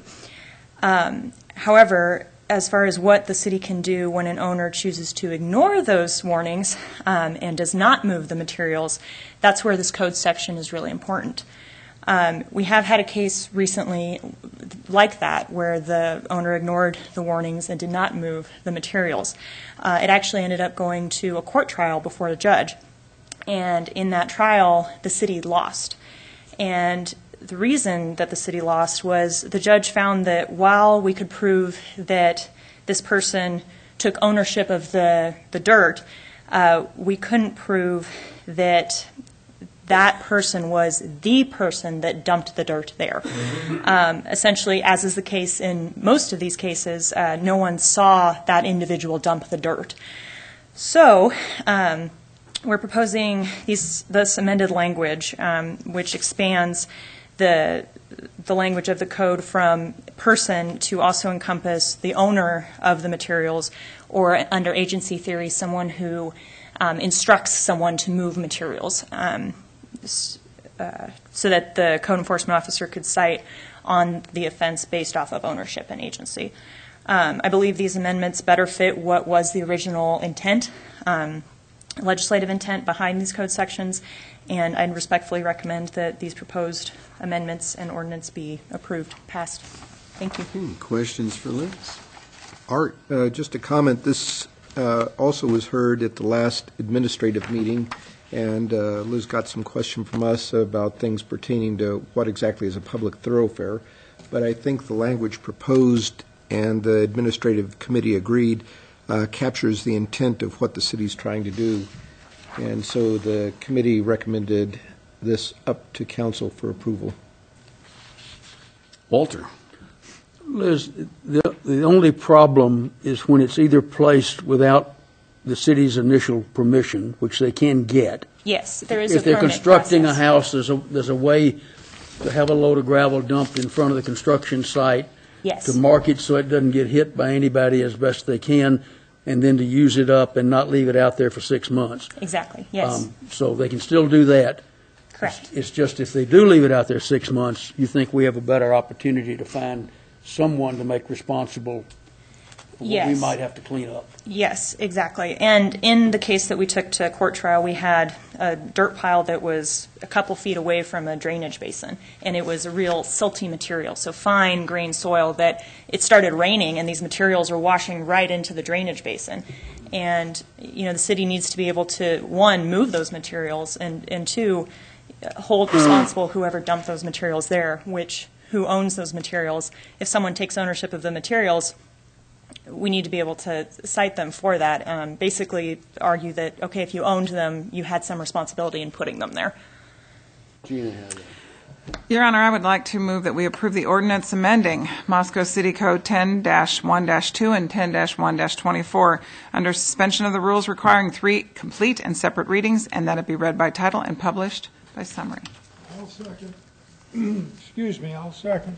Okay, got a motion by Gina and a second by John to approve the ordinance amending MCC 10-1-2 and 10-1-24 under the suspension of the rules requiring 3 complete and separate readings. I'll start the roll with you, John. Aye. Aye. Aye? Aye. Okay, now we have a new ordinance, 2017-11. Ordinance 2017-11, an ordinance of the City of Moscow, Idaho, and a municipal corporation of the State of Idaho providing for the amendment of Moscow City Code Title 10, Chapter 1 relating to restrictions on placing materials in public thoroughfares, providing that the provisions of this ordinance be deemed severable, and providing for this ordinance to be in full force and effect from the date of its passage, approval, and publication according to law. Thank you, Liz. Thank you. Okay, with that, we'll move on to item number 12, which is Vandal Town Block Party Request, Beer and Wine Garden. Jen, Biffner, you have it. Good evening again, Mayor and Council. The Vandaltown Block Party is in its third iteration now. We began this several years ago. Our initial year, we started with one of the resolutions that you're reviewing tonight, and that's the expanded sidewalk cafe resolution, allowing businesses along the Main Street area to expand their sidewalk cafe opportunities on the night of the block party. And then the past, I take that back, we're in our fourth year. The past 2 years, we allowed for beer gardens and expanded sidewalk cafes, which has worked fairly well. We've grown the event quite a bit, gotten more, I guess recognition, and people have been joining us downtown to welcome back students and celebrate the beginning of the new school year. This year, the event will take place on September 8th, and we have asked again that the council consider resolutions to expand sidewalk cafes and to allow for beer and wine gardens in the street, as we'll close Main Street from 1st to 5th. We already have a couple of bands that will be participating, and businesses that will be joining us, and wanted to see if those two items would be permissible for this event again this year. Okay. Walter. Mr. Mayor, I will make the same comment I made, I think, last year, that I think it worked well. I think it can work well. I just want to make sure that we remember that we're dealing with, for college students, a majority of which are underage for drinking, and that we're not setting up New Orleans down there. We're trying to set up a thing to attract underage college students and some of age, and business people and city residents all down, to welcome the students back, try to get them used to how to find downtown so they can go shopping, go to the coffee shops, go to the different places that they can buy food at restaurants and so forth. But I just got the feeling last year doing this, we were working more towards setting up a beer and wine garden situation than we were a Vandal block party. And I just want to make sure we all remember what our intent is here. Well, as for the intent, is for encompassing all, because prior to 3 years ago, we never did it. I did this in the city of Moscow, Idaho, and so it was about time we woke up and embraced our university, as well as everybody in this town. So it wasn't just a certain segment or just a few, and so this hits everybody, and so it's great. It's a good time. September 8th. Gina. This is a great chance for the community to introduce itself as well. So, some of us are not 21 anymore, but some are, it's just a good chance to get out and get everybody mingling together and make those connections. And I love this event, so I'm excited to see this come again. All right, I will approve. Hey, hello. I move that we approve the attached resolutions. Second. Okay, we got a motion by Gina and a second by Jim to approve the resolution for the Vandaltown block party request for the beer and wine garden and sidewalk cafe expansion. I'll start with Walter. Aye. Aye. Aye. Aye. Okay. We're winding down, folks. Item number 13, which is Jen as well, change in meeting schedule due to Labor Day. Jen. Just a quick reminder, I guess, that September 4th, the next council meeting falls on a Monday, which is Labor Day, and so that council meeting will be held on September 5th, same time here in City Council chambers. Okay, we made a motion on that as well from somebody. Mr. Mayor, I'd make a motion that we move the September 4, 2017 council meeting to September 5 due to Labor Day. Seconded. Okay, a motion by Walter and a second by Art to confirm a September 5th, 2017 council date. Start the roll, John. Aye. Aye. Aye. Aye. Aye. Okay. So we're going to move on. Last time we had a long meeting, we skipped reports. We're going to start them off. Let's be brief and quick about them. Everybody, I'll start with Jim. I really don't have too much because most everything's been covered on the regular agenda of the Public Works, Finance, and the Farmers Market Commission proceedings. Arts Commission is starting to work on a strategic plan, and Jen's working on that and trying to narrow that down a little bit, maybe make it streamline that a little bit, make it more artsy and less business-like. But she's working really hard on that, and I appreciate that. Appreciate her efforts. That's about all I have. Okay. Art. Standing in for Catherine, everything on the administrative committee was covered this evening. Human Rights Commission is busy planning the schedule of events from now till 8 months out, very actively. Okay, we're clipping along. Walter. I attended Smart Transit Board meetings in both July and August. The most recent meeting had some details about getting some new buses, some discussion about possible expansion of routes or additional routes. Nothing really to report on that yet, but it is on their table. And some issues that seem to be getting resolved regarding a particular bus that's given them a lot of mechanical problems. I also attended the Planning and Zoning Commission meeting on August the 9th. They continued to review the comprehensive plan, looking at Chapter 6 at that meeting, and also at the use table ordinance definitions and off-street parking table. So they continue to chop through the wood. All right. Gina. I, similar to Jim, most everything that I have been able to be party to has been on the agenda. I will say that the Pathways Commission is planning its annual bike ride, September 12th or the 14th. And dang it, it's been a long day. It's one of those 2 nights, and it's a beautiful, really well laid out, not quite so challenging course. It'd be kind of a fun thing to take part in. So,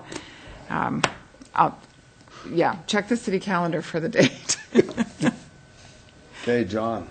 The Urban Renewal Agency went through the process of a new budget, and we changed the process of our budgeting to mimic more of the cities, so it would be much easier to listen to and to understand and to digest.